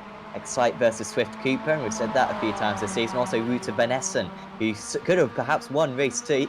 He's once again really strong in this race 3 as well. But now Carstensen down the inside. I think he should have this one covered against Ashton. Swooping round the outside, though, is the Excite iRacing driver, and I think Ashton will just pull ahead. That is fantastic driving. Carstensen wants to keep his car on the outside, and he's actually got a really good launch. And well, I think I was wrong about 3 times there when I was ruling one another out, and maybe I ruled Jack Ashton out too early as well, because he's coming back once again. Brilliant driving from these two, and it's Carstensen who somehow ends up on top. He's still got 2 laps to fend off though, and just behind them, and Van Essen getting to the top of this little scoreboard with Hendy and Dick now, the 2 drivers behind. And Ashton and Carstensen are still going at it. Surely Ashton's got it this time. He's got the inside line around this very long corner, and Carstensen does back out a bit. Will try to go for a good run down the pit straight. Yeah, and actually they were banging doors as they head through the left-hander there. So neither one of them wanted to give either one any room whatsoever. Carstensen, though, will be able to benefit from the draft. I don't think he'll try a move down into the next corner. And look at that, who's just on the end of this train. That's Jason Cooper. He's got a chance for a top 5 here. Yeah, hasn't been a great day for him, but I mean, up 17 places. Cooley dropping down. Well, no, he is still dropping down. I was about to say only a couple of places. It's more than a couple of places, and he was running, I think, in the top 10. It would have been a really nice result for Steve Cooley. Unfortunate there for him. Hendy loses 1 more place to Cooper, so you're absolutely right, Tyler. Cooper could get a top 5 out of this. And yep, easily done for the car number 1, the defending champion, the championship leader, of course. And he's got 4 cars ahead of him with 1 a bit laps to go, which he'll feel that he has a chance of catching and passing all of them. Yeah, we know how quick Jason Cooper is. Wouldn't be surprised if he is able to get himself up in to this very top spots here. But yeah, we just know how quick Jason Cooper is. He's one of the best in the league, but definitely has some drivers that are as quick as him now, and really fighting it out. It's been a nice pro battle all season, but one thing I have noticed, and one thing I do want to talk about, is the bridge between the AMs, the top AMs, and the pros is starting to come down. I think the top AMs are really starting to become pro material, and definitely have the pace, and are really developing the racecraft to become what could be a nice pro driver whenever they if they do get upgraded at the end of the season. So it would be awesome to see a couple of these drivers get upgraded to pro and fight it out for the pro championships. Yeah, definitely. Maybe they're throwing out those sandbags from the opening part of the season. Promise that to the admins that they are MGOs, that they're not very quick throwing out the sandbags. It's too late to promote them to pro now for this season, and yeah, all of a sudden very quick. I'm not saying that's genuinely the case, of course, but it could be. It would almost make sense. Cooper then, he's certainly not an AM driver. He's going to gain 1 more place up into 7th. Oh, off is Carstensen. He was running with Jack Ashton, I think, in 5th place. if he gets back going, Carstensen, where he's currently down in 11th place. A little bit of a gap, though, back to Maxwell. And I think he is back on his way, but how much damage there is could be costly. He's only got half a lap, though, to get around the rest of the circuit. Hampson trying to hold off Sharp. It's going to be Sharp who wins in the drives, unless he does something spectacularly bad in this final corner. It's going to be fine for him, but out in the lead, Brian Holmes, who won race 1, I believe. And he's going to approach the line. He's going to take his second race victory of the evening. Once again for pole position. And in the end, Sharp got really close. He was about a tenth of a second behind Dave Hampson across the line. Wasn't enough, though. And it's Hampson second, Sharp top of the AMS in third. And this is your biggest mover in the race, and that's Adam McNally coming home in 9th place. Carl Yacolet, after not the best races, he did have that big off. And is still able to secure a 5th place in the AMS, and a 16th place overall. As I keep on running through here, look at this gaggle of cars here. As they come across the line, you're going to see everyone fan across, and they will all finish out nicely there. So we just have the final few drivers to finish. Then we can get the race results up and the final reverse grid of the evening here tonight at Mid-Ohio Sports Car Course from the United States of America. Next week, we're heading to Road America, one of the most iconic tracks in the world. And let's just be honest, it is Draft Fest in these MX5s. Yes. I mean, the draft is quite powerful here. I mean, you think what's going to be like at Road America, absolutely incredible. I mean, those small straights you have in the middle sector, even those who are going to be gaining a tenth or so on the driver ahead will be super entertaining. Must say, in this race, though, and I'm going to put my head out there, I'm going to say the racing so far has been ultra clean compared to what we usually see. And I realise that has probably just triggered the worst race 4 we've ever witnessed in this series coming up. But I've got hope in these drives. Hopefully they'll keep it nice and clean for the final race of the evening. But before that, of course, we have to go through the results of this race 3 of the evening. And it's Brian Holmes who wins out by 2.3 seconds ahead of Dave Hampson. Ben Sharp rounds out the podium and top of the AM drivers as well. He's been really strong today, has Ben Sharp, so fully deserves that. Jack Ashton, good drive through the field, up 13 places to 4th. Roots Van Essen finished in 5th, some good redemption after that race 3 issue. Then Jason Cooper finished in 6th.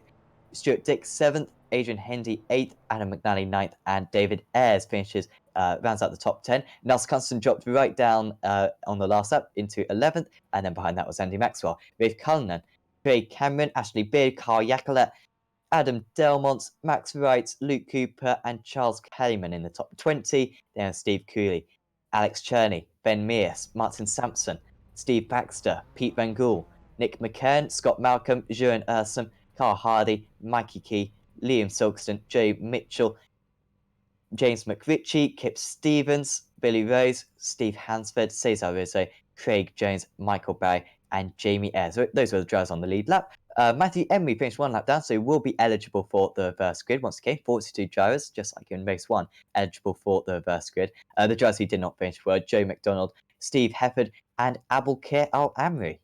So it is time for the last reverse grid of the evening, which will decide the starting order of race 4. So let's roll that reverse grid wheel, and let's see where the drivers will finish out here for the final race.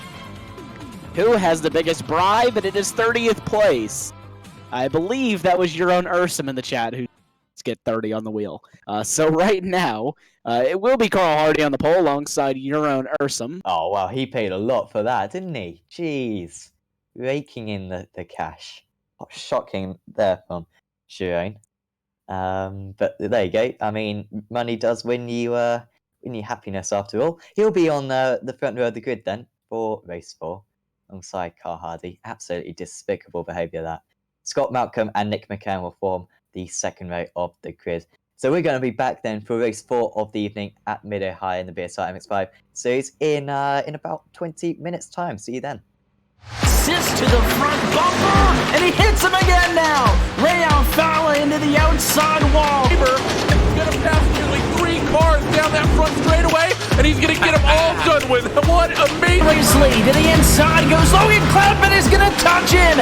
Pit press. saved it. What a save. Look to the outside as Kroenke goes off. De Jong into second place. Going for the switchback. Oh, pinpoint driving. Is howling down to the inside. Trying this contact though. Slide left of the racetrack. Chris Venner drives it back down underneath, and he takes that second spot right back. Joker goes to Garrett Lowe. Garrett Lowe should take victory with all that contact. He's going to try and make the move around the outside the parabolica. That's not going to work, but he's going to try and get the cutback here. Get the run out the parabolica. That's beautifully done there. Michael Schumacher, there's a little bit of door banging as well.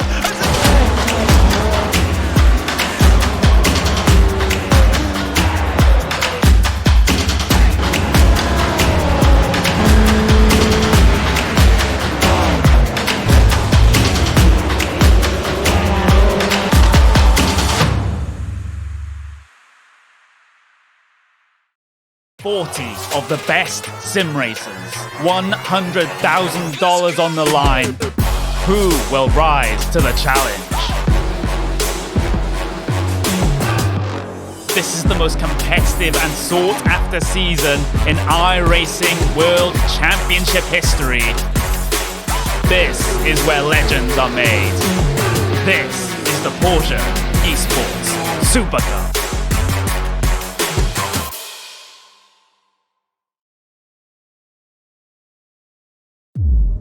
iRacing, you wanted the best, you got them 4 abreast. Often imitated, never duplicated. The greatest show on dirt, the World of Outlaws.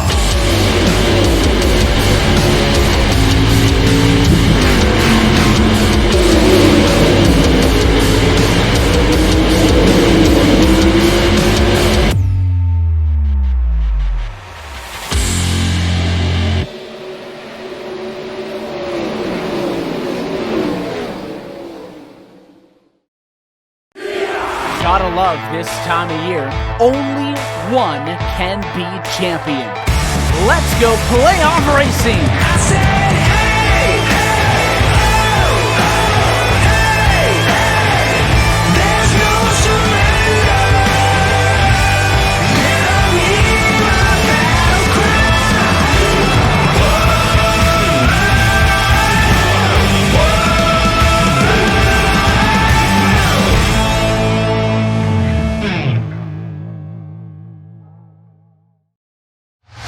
To the front bumper, and he hits him again now. Rayon Fowler into the outside wall. He's going to pass nearly 3 cars down that front straightaway, and he's going to get them all done with. What amazing. Lee to the inside goes Logan Cloudman is going to touch in. Pit press. saved it. What a save. Look to the outside as Kroenke goes off. De Jong into second place. Going for the switchback. Oh, pinpoint driving. Is howling down to the inside. Trying this contact though. Slide left of the racetrack. Chris Venner drives it back down underneath, and he takes that second spot right back. Joker goes to Garrett Lowe. Garrett Lowe should take victory with all that contact. He's going to try and make the move around the outside the parabolica. That's not going to work, but he's going to try and get the cutback here. Get the run out the parabolica. That's beautifully done there. Michael Schumacher, there's a little bit of door banging as well.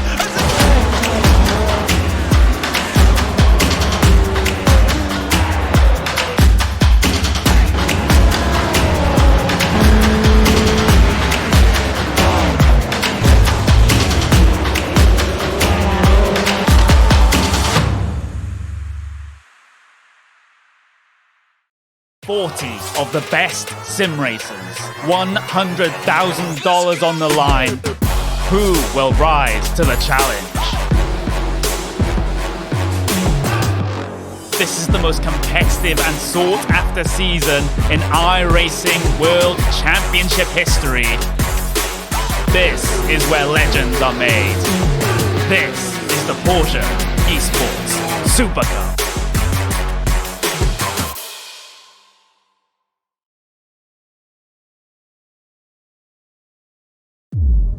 iRacing, you wanted the best, you got them 4 abreast. Often imitated, never duplicated. The greatest show on dirt, the World of Outlaws.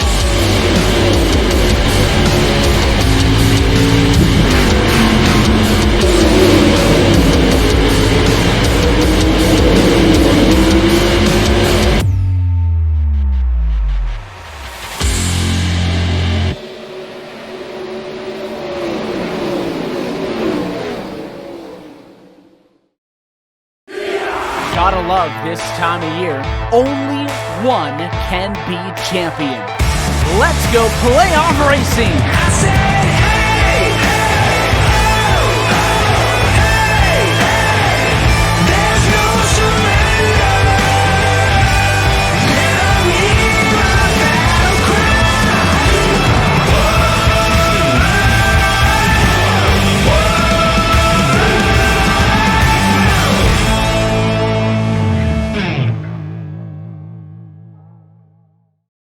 Assist to the front bumper, and he hits him again now.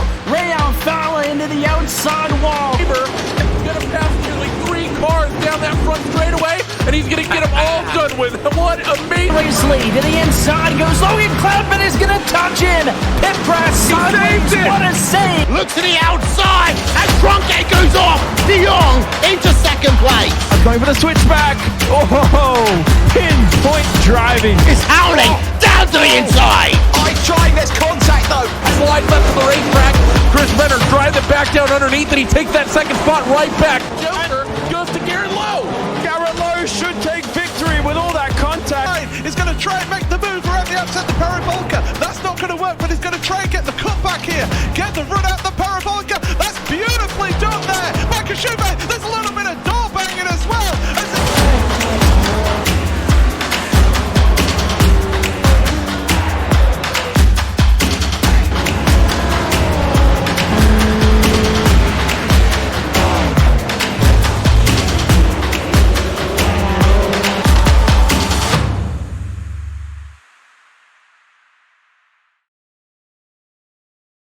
Forty of the best sim racers, $100,000 on the line.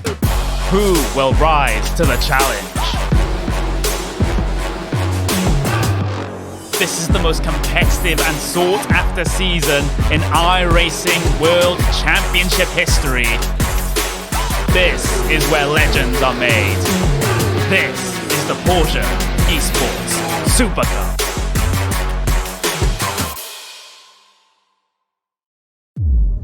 iRacing, you wanted the best, you got him 4 abreast. Often imitated, never duplicated. The greatest show under the world of outlaws.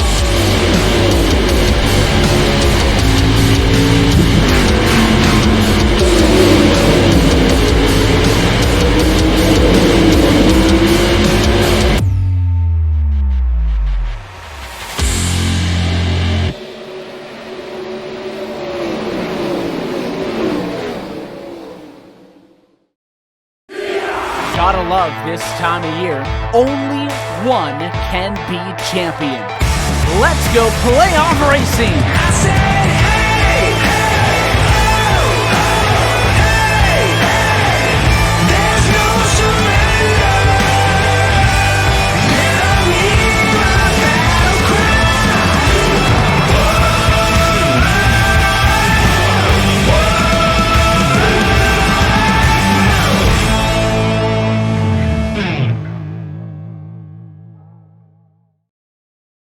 Assist to the front bumper, and he hits him again now. Rayon Fowler into the outside wall. Gonna pass nearly 3 cars down that front straightaway, and he's gonna get them all done with. What amazing! Racely to the inside goes Logan Cloudman is gonna touch in.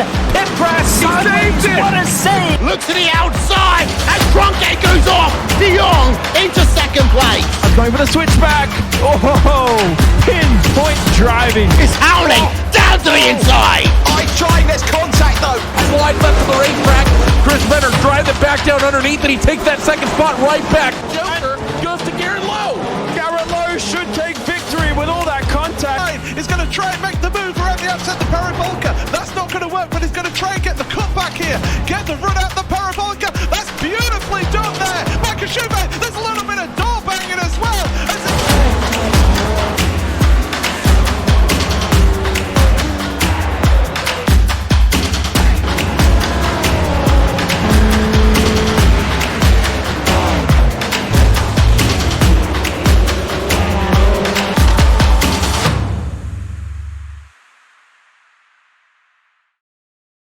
Forty of the best sim racers, $100,000 on the line. Who will rise to the challenge? This is the most competitive and sought-after season in iRacing World Championship history. This is where legends are made. This is the Porsche Esports Super Cup.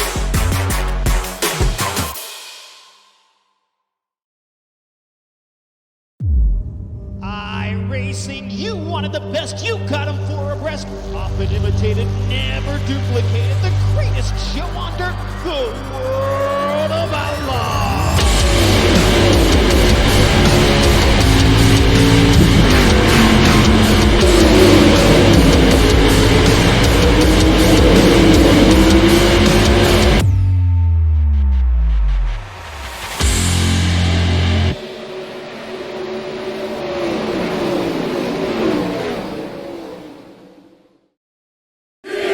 Gotta love this time of year. Only one can be champion. Let's go playoff racing. I said, hey, hey, oh, oh, hey, hey. There's no surrender. Never leave my battle cry.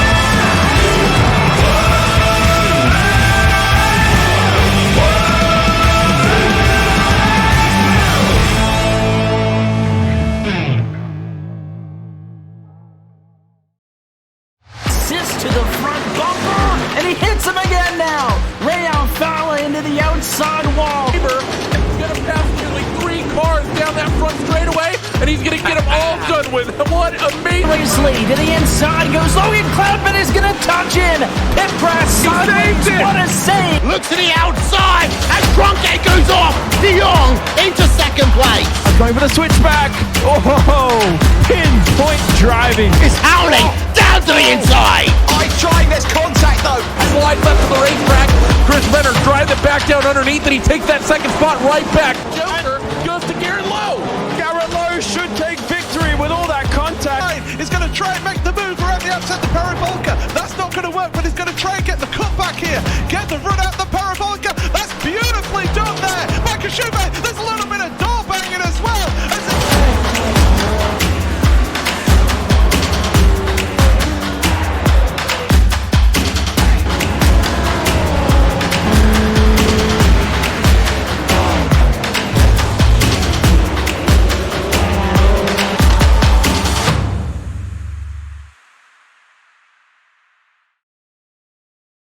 $40 of the best sim racers, $100,000 on the line. Who will rise to the challenge? This is the most competitive and sought-after season in iRacing World Championship history. This is where legends are made.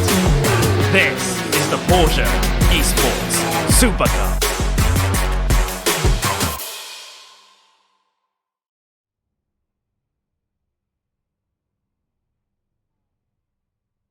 Welcome back to the final race of the evening in the BSR MX5 Pro Series, of course, broadcasting live on the iRacing Esports Network. This broadcast coming to you via Apex Racing TV. Like I said, it's the last race of the evening, race 4 here at Mid-Ohio, and it is at night, as you can see. And on pole position, Carl Hardy, once again, another Result Clothing driver on the pole position. Julian Ursum starts in second place, Scott Malcolm in third, then it's Nick McKern, Pete Van Gool, Stephen Baxter, Martin Sampson, Ben Mears, Alex Cherney, and Steve Cooley. That's top 10, and we are about to get the green lights on then. So we've seen 3 terrific races so far. Who is going to win this race 4? Hardy away from the pole position, and away we go. Nice start for Hardy. Straight away pulls a bit of a half-second gap to the rest of the drivers. He'll be fine going into turn 1. Are there going to be any changes for the drivers just behind? So far, I've seen very clean starts amongst at least this time. Won a few spins in race 2, in race 3 at turn 2. But once again, nice driving from a lot of the drivers. I drove a long way off the track there. I think that's Nick McCann. He's already dropped about 15 places or so with that mistake. but Hardy just about hanging on. Malcolm up into second place, just loses that again though to Juren Ursum, and also a driver across the circuit and into the wall goes one of the Automech drivers. That was Ben Mears smashing into the wall and taking a few other drivers with him. They really see an opportunity to gain a few places. Another very slow driver on the outside there might even be Pete Van Gool potentially. I'm not quite sure, but really feisty driving amongst that midfield, and it's allowed the top two to really pull away. And I think that we've just commentators cursed the race. You've said that it's been clean at the end of race 3 there, and immediately we start out race 4, and there's crashes galore. So there's a couple drivers involved in that one. I know Scott Malcolm was one of the drivers off. I believe Peter Van Gool was off there as well, and Nick McCarron was a long way off in turn 1. So quite a bit of incidents here already. But a lot of your main players, your big players, your Jason Cooper, Jack Ashton, Adam McNally, a lot of the really big drivers, Brian Holmes, all having clean starts and no real incidents here. So everyone getting away nicely, and the teammates collide. That's David Ayers and Mikey Gee. The teammates collide, and that is calamities here. That was Result Clothing, I believe. So as one of their drivers leads the way in this race, the other two take each other out, and they both really heavily suffered from that contact. Also, a couple of other drivers dropping down just then. Nick McCarron is really struggling after going off the circuit at turn 1. Oh, and another driver way off the circuit. And Ben Sharp, yep, you're absolutely right. I mean, he was off into, another country there. Losing massive amount of positions as well. He's going to have to fight his way back. The Joe who finished on the podium, of course, in the overall standings in race 3. You see the headlights of all these MX5s lighting up this circuit. It's a fantastic sight, one of the magnificent changes that iRacing has made in the past year or so, and we certainly do appreciate it when we see it as fantastic as this. Jason Cooper gaining a place, and he's up into 15th position. If he can hang on to it, just about gets past the Result Clothing driver, and up into 15th place. Really nice driving from the car number 1. Yeah, this is why Jason Cooper won the championship last year. He is so good at dealing with the traffic and not getting caught up in a lap 1 incident. This is why Jason Cooper was your champion last season. He is so good at keeping that car on the track and not getting involved in a first turn incident. And you can see, though, the 2 Exide iRacing drivers just ahead of him. This is his main competition right here, is these 2 drivers, at least for this race. But they are coming through the field. This was a very small reverse grid for him, so that should have helped them out quite tremendously then. So these drivers are definitely in for a decent chance at getting a win tonight. And I think that would be a nice way to end off the night for these drivers, but they do have to finish the race before they can win it. Absolutely. And finish it without incidents, you'd assume as well. Cooper lining this one up. We've got 3 wide between Ursum. This is pretty near up the field. Cooper trying to go through the middle there, and he should have the best run, should the car number 35. He is up into 4th place ahead of Delmont now, just nosing ahead of Juren Ursum, who is 2nd place out of the AM drivers in this race due to Carl Hardy still leading the way overall. And in the AM stands, here comes Carl Yakelet. Terrific amount of speed for him. He's been really lightning fast last week at Nürburgring and today as well.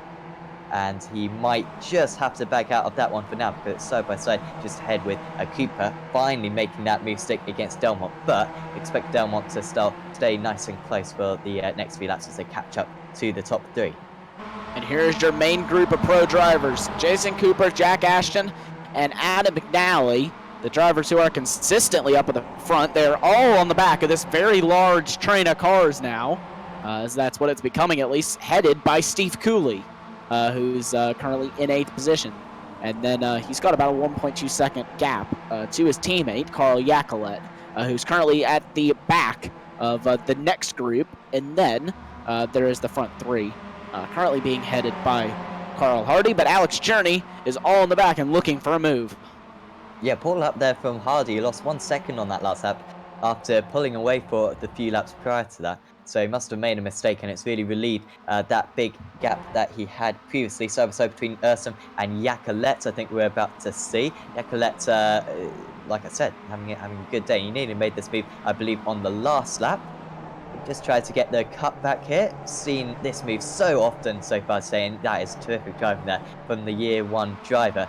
up on the inside, and I don't think there's too much that the driver on the outside can do there. Yacolet on the inside line, the best line, and also has track position as well, just nosing ahead. Cherney ahead of Baxter. He's moving ahead of Hardy, so Hardy's lost the lead, apologies. He was leading going onto this lap. Contact between second and third, and they're both round, and Hardy's in a very difficult predicament right there. Another driver round as well, Luke Cooper, getting involved and smashing into Martin Sampson. Now Sampson going into maybe Carl Hardy, I think that was. A disappointment for Hardy, who was leading the way, and all of a sudden he's, I think even, well, he's not towed back to the pits, but I mean, to be fair, that car doesn't look too bad, remarkably. Yeah, and I think it was actually the driver parked in the middle of the circuit. That was Stephen Baxter, who was parked in the middle of the circuit.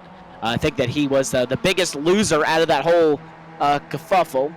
But this has really been the battle here. Look at Charles Kelly, but gets the bumper there by Adam McNally. McNally goes a little bit sideways, but it will be Charles Kellyman who will stay out ahead of McNally then. Yeah, look at this chain of drivers. I mean, we've got a chain of drivers from 5th place all the way down to 16th, and then another train from 17th down to 22nd, all racing one another. Cooley's in the mix here with a 3 wide just behind. But constantly changing positions of these drivers who maybe lost out from the reverse grid, making their way up through the order. Cooley's going to get a nice slipstream here as the two excited drivers fight one another. Fortunately, it's quite a narrow second, not like Road America, which we're visiting next week. Although they kind of just open up the door for him. Cooley might be able to go past the pair. They might even just get the one. Stuart Dick in the middle here of a Swift Cooper Esports driver and an excited iRacing driver. This is good racing. Less contact we're seeing now. And I think they got through that all cleanly. No, they didn't. It was a Swift Cooper driver round, and it was Jason Cooper. And David Hampson got involved, and Cooper, who never gets involved in crashes. Well, there you go. Take a screenshot of that. Well, I think I may have commentators cursed him, Yes. saying that he has a great chance to win this race, and this is why he wins championships, is because he doesn't crash, and as I say that, he crashes. Just 2 laps later. So it seems that the commentators, at least us two up here, we just need to be a little bit quiet with these incidents, because it seems as soon as we say something's not going to happen, it seems to happen pretty much directly after that. So if that's not a commentator's curse tonight, then I don't know what is. I think our evening peaked when we knew that 2 of the drivers out in the lead were going to swap positions to get the bonus points. Since then, it's all been downhill with our predictions, safe to say. Alex Cherney, well, maybe that was a prediction for you for him to win this race. He started down in 9th place, so I don't think it was an obvious choice. But he's certainly looking like an obvious choice with only 5 laps remaining in this one, halfway through the race. Now, Jack Ashton, who's really had a really good day, at least in races 2 and 3, and this race 4 is going well for him as well. Up 20 places up into 7th, and he's now got Jean Ursum to catch up to. Craig Jones, who always seems to be in the mix around there, and also Ben Sharp, who got caught up in a lap 1 collision, trying to make his way through the field. Yes, a lot of drivers trying to make their way through the field that had those lap 1 collisions. We know that there was a lot of drivers who got caught up in something on lap 1 or 2. Here's Nels Carstensen and Stuart Dick going side by side. Dick squeezes Carstensen. Carstensen will be able to get the run, but Dick will have the inside there for the next corner. And he won't be able to get the move done. But right now, let's check back in on your leader, Alex Cherney.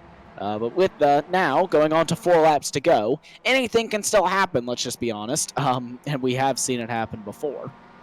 So anything can really still happen here for Cherney. He definitely doesn't have the race won yet, but he certainly has one hand on the trophy already.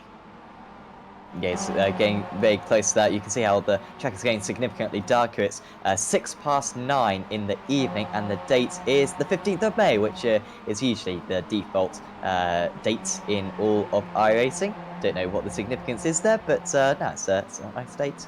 I think it's my sister's birthday, actually. So there you go, little factoid for you there.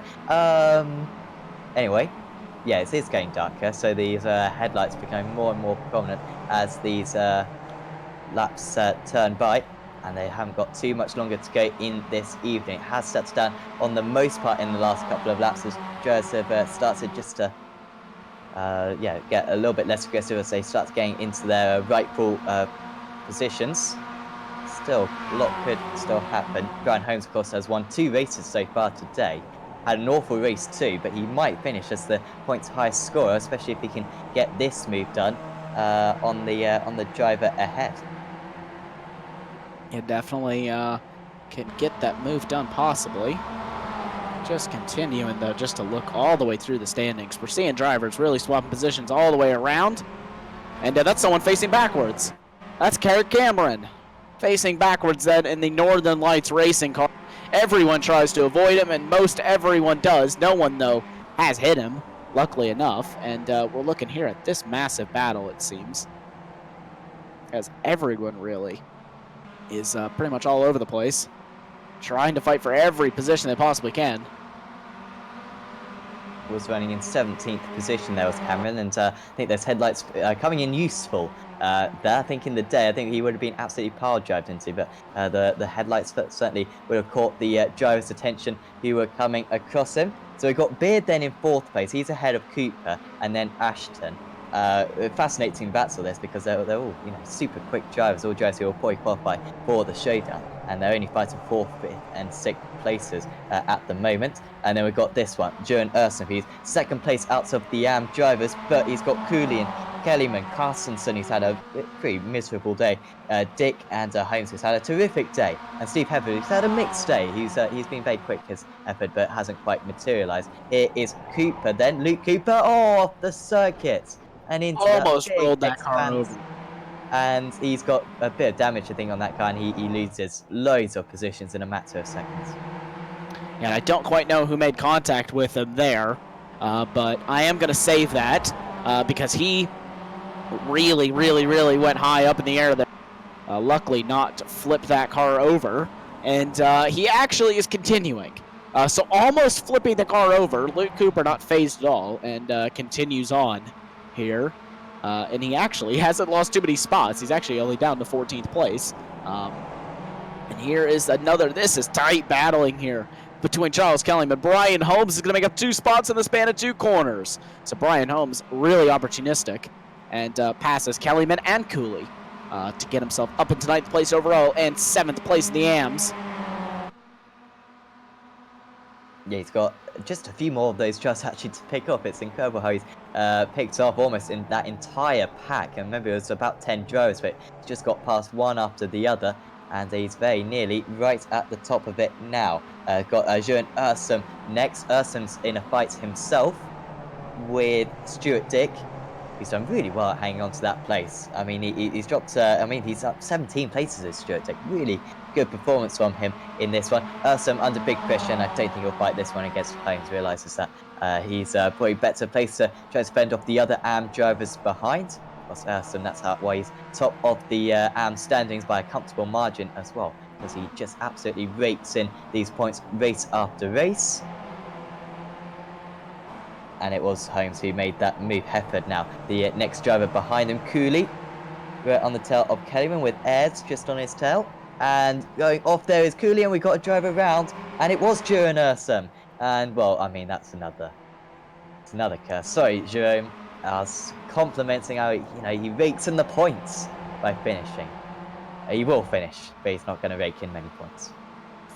And I think that if we have commentators, I'm going to go back and actually watch this broadcast after we're done and count how many times we have commentators curse someone, because I think it may be a new record, at least here on Apex Racing TV, for the amount of times that we've cursed someone. Here's Ben Sharp getting by Jerome, or some just adding insult to injury there for Jerome, and losing even more places. There goes Max Wright. Craig Jones is also going to file in as well, so really losing a lot of places there as Jerome Ursa, but the lead is coming down right now.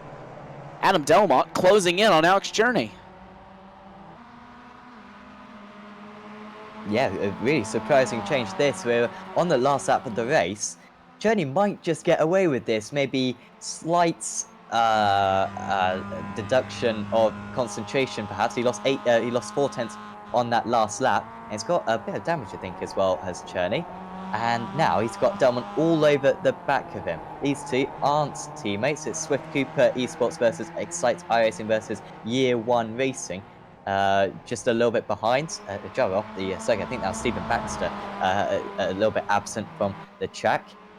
But Delmont's got half a chance. I think he's already got a podium today, has Adam Delmont. He might get a win right at the last. Swift Cooper Esports or Excite iRacing. Who's going to have the last laugh here at Mid-Ohio as we enter the complete darkness, as dark as it gets now?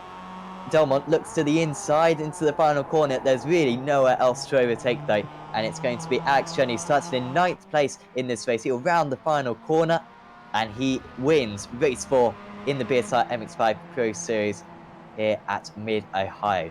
Nice round off the evening there. Chen certainly deserved that one after a little bit of a difficult day up to that point. This whole pack a little bit separating right at the end, but still some nice drives. Ashton got up to 5th place, up 22 places. Holmes up 22. Ayres was up 31 in the end, in 10th place. He's the biggest gainer in the entire field. That is a lot of places. 31 places. Nice job, actually. Stephen Hefford went up 35, so just barely beat Jamie Ayres out there for the top. I don't know if you actually just said that or not, but just barely beat him out for the most positions gained. But that's incredible. The 35 positions up, and both of those drivers did finish quite high up. They finished 9th and 10th respectively, and that is a lot of crashing behind. Yes. Key and Barry, perhaps? I think that is actually. I think you're actually spot on with that. There you go. Oh, and I mean, I can't even see the drivers, so that was a bit fortunate. I think there might even be teammates, are they? Yes, they're both Result Clothing.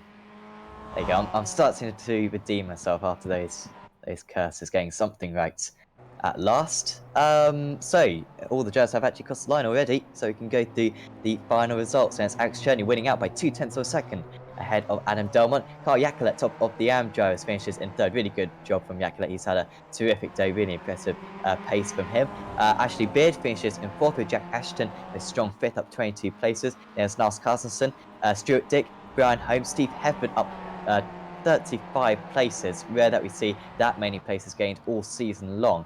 Jamie Ayres as well, up 31 places. There's Charles Kellyman, Luke Cooper, Steve Cooley, Rafe Cullinan, Adrian Hendy, James McRitchie, Joe Mitchell, Carl Hardy, Abulkir Al-Amri, Joe McDonald, David Hampson, Max Wright, Ben Sharp, Craig Jones, Ewan Ursum, Andy Maxwell, Scott Malcolm, and then Matthew Emery, David Ayres, Kip Stevens, Billy Rose, Craig Cameron, Mikey Key, Michael Barry, Nick McKern, Steve Baxter was the first driver who retired. He was 2 laps down the rest of the retirees, and there were a few of them in this race for Adam McNally, Jason Cooper, Martin Sampson, Cesar Orizzo, Steve Hansford, Liam Silkston, Pete Van Gool, and Ben Mears. 45 drivers took the starts there.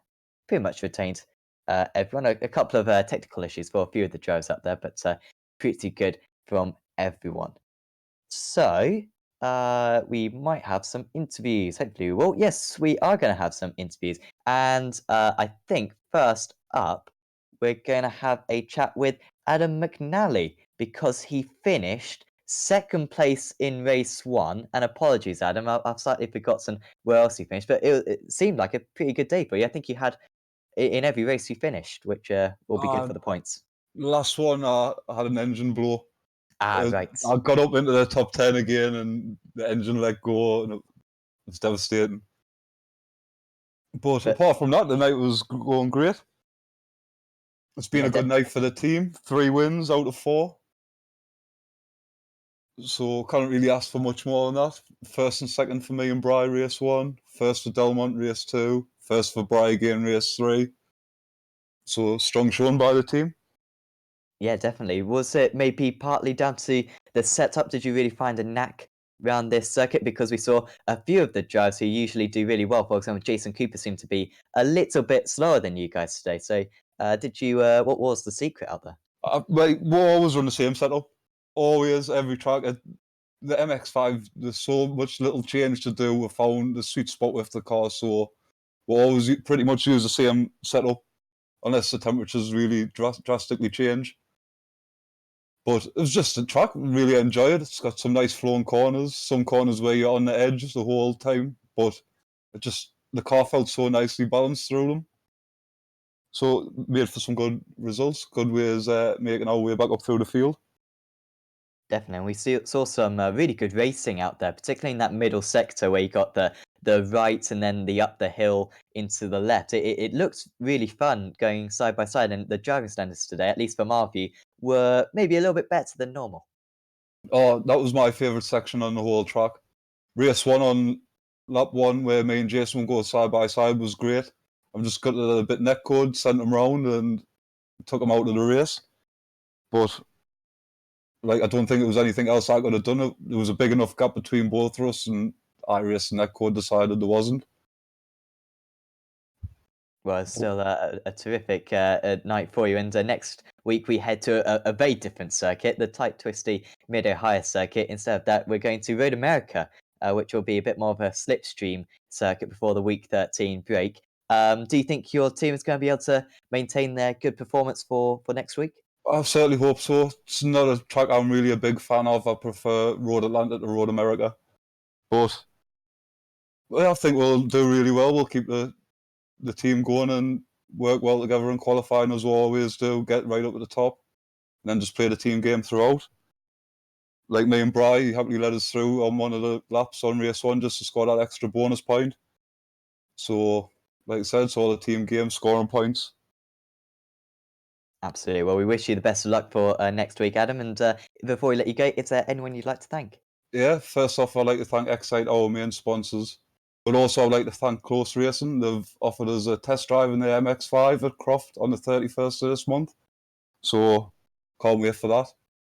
And then we've got our usual sponsors, AR12 Gaming, Motorsport Days Live, Racing Mentor, ASG UK, and the Premature Baby Foundation.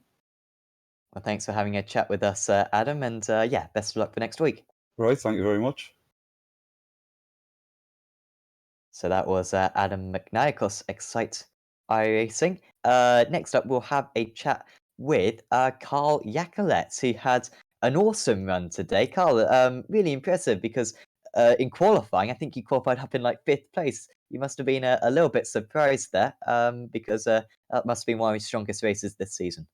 Oh, it was awesome. Last night I really struggled to get a quick lap in. In practice, I've been doing 34 sevens, 34 eights, but that 34.5 in qualifying was great. And twice tonight I hit a 34.4, so lovely. But I couldn't do it last night. Well, I guess at least you managed to materialise it today, and I'm not sure what you got overall in your results, but that race 4 in particular, 3rd place, and you were keeping up with Alex. You were chasing Alex even, maybe a couple more laps, and you could have been right in the mix. The gap was coming down, wasn't it? Especially as Adam had caught him as well. As they started to battle, they would have slowed right up, I should have think, and I would have been right with them. Whether I could have passed them or not is another thing, but that was awesome. To run with Adam and Ashley, brilliant, loved it. And in the championship, you're currently sitting in 12th place, but today you're one of the highest scoring drivers. So, I mean, that top 8, that qualification for the showdown, it's not too far away. I think I get in the showdown on the number of wins. I think I've already qualified. I've got good. quite a lot of AM wins, so I think that takes me through anyway. But yeah, that'd be good. Definitely. Well, we wish you the best luck for that one, and also Road America as well next week. I like Road America. Yes. I really do like Road America. I've just got to sort my computer problems out. Every first race I've been having for a few weeks now, I get freezing, but it only ever happens in the first race. So I have no idea what's causing it. We certainly hope that you resolve those issues for next time, Carl. And before we let you go, is there anyone you'd like to thank? Just a big shout out to Year One Flip Flops, of course, and all the guys for absolutely great racing tonight. Thoroughly enjoyed it. Couldn't do it without them. Absolutely. Well, thanks for having a chat with us, Carl, and good luck at Road America next week. Cheers, Sam. Thank you. I'll see you next week. So that was Carl Yacolet having a chat with us there for Year One Racing, of course. And Tyler, that pretty much rounds us off. And I think I was kind of feeling the same as the couple of drivers that we've just had a chat with, but they too were quite complimentary at the driving standards. I don't know if it's maybe finally rounds 15 or whatever this is of the season, or whether it's the circuit, but I think that was one of the best racing, one of the best races we've covered all season. I actually have to agree with you. I think that this Mid Ohio sports car course is definitely it's a different kind of course than these drivers are used to. And I think that kind of makes them take a more conservative approach to it, possibly, and not go full on out because they don't know the circuit as well. Because this series doesn't really go to a lot of American circuits, but obviously when we do, it does come up with some absolutely awesome racing. So looking so forward to Road America next week, before we have a little bit of a break, I believe, in the series, as we head through week 13. So should be a lot of fun to get through that race. I think we're going to see a lot of drivers leaning on each other in Road America, and no one really wanting to get into the lead. I don't think. I think everyone's really going to want to be in second heading into the final corner, so that they can possibly draft up and get by down the start finish straightaway. So we'll have to see how strategy plays into it there, and if teams are willing to swap positions, or if even a team's even going to be able to check out from the rest of the field. We'll all have to wait and see. Yeah, will be a fascinating Road America round. Certainly very contrary to what we saw today, and we were complimenting the driving standards today. It could go down the loo next week, but hopefully it won't do. Fantastic meeting of the BSR MX5 Pro Series. Of course, in 2 weeks' time, we have got an off week. That's because of the week 13 when the Audi TCR, the Audi RS3 TCR car is released. So certainly, if you're new to iRacing, if you're not familiar with iRacing too much, certainly do check out the website and sign up ASAP, because that TCR will be absolutely superb when it comes out in a couple of weeks' time, and of course all the other cars and circuits on iRacing already. Of course, do subscribe to the iRacing Esports Network, plenty of other terrific series, and also, if you wouldn't mind, please check out our channel, Apex Racing TV, for much more racing like you've seen tonight. But for now, from me and from Tyler, we're going to say goodbye, and we'll see you next time.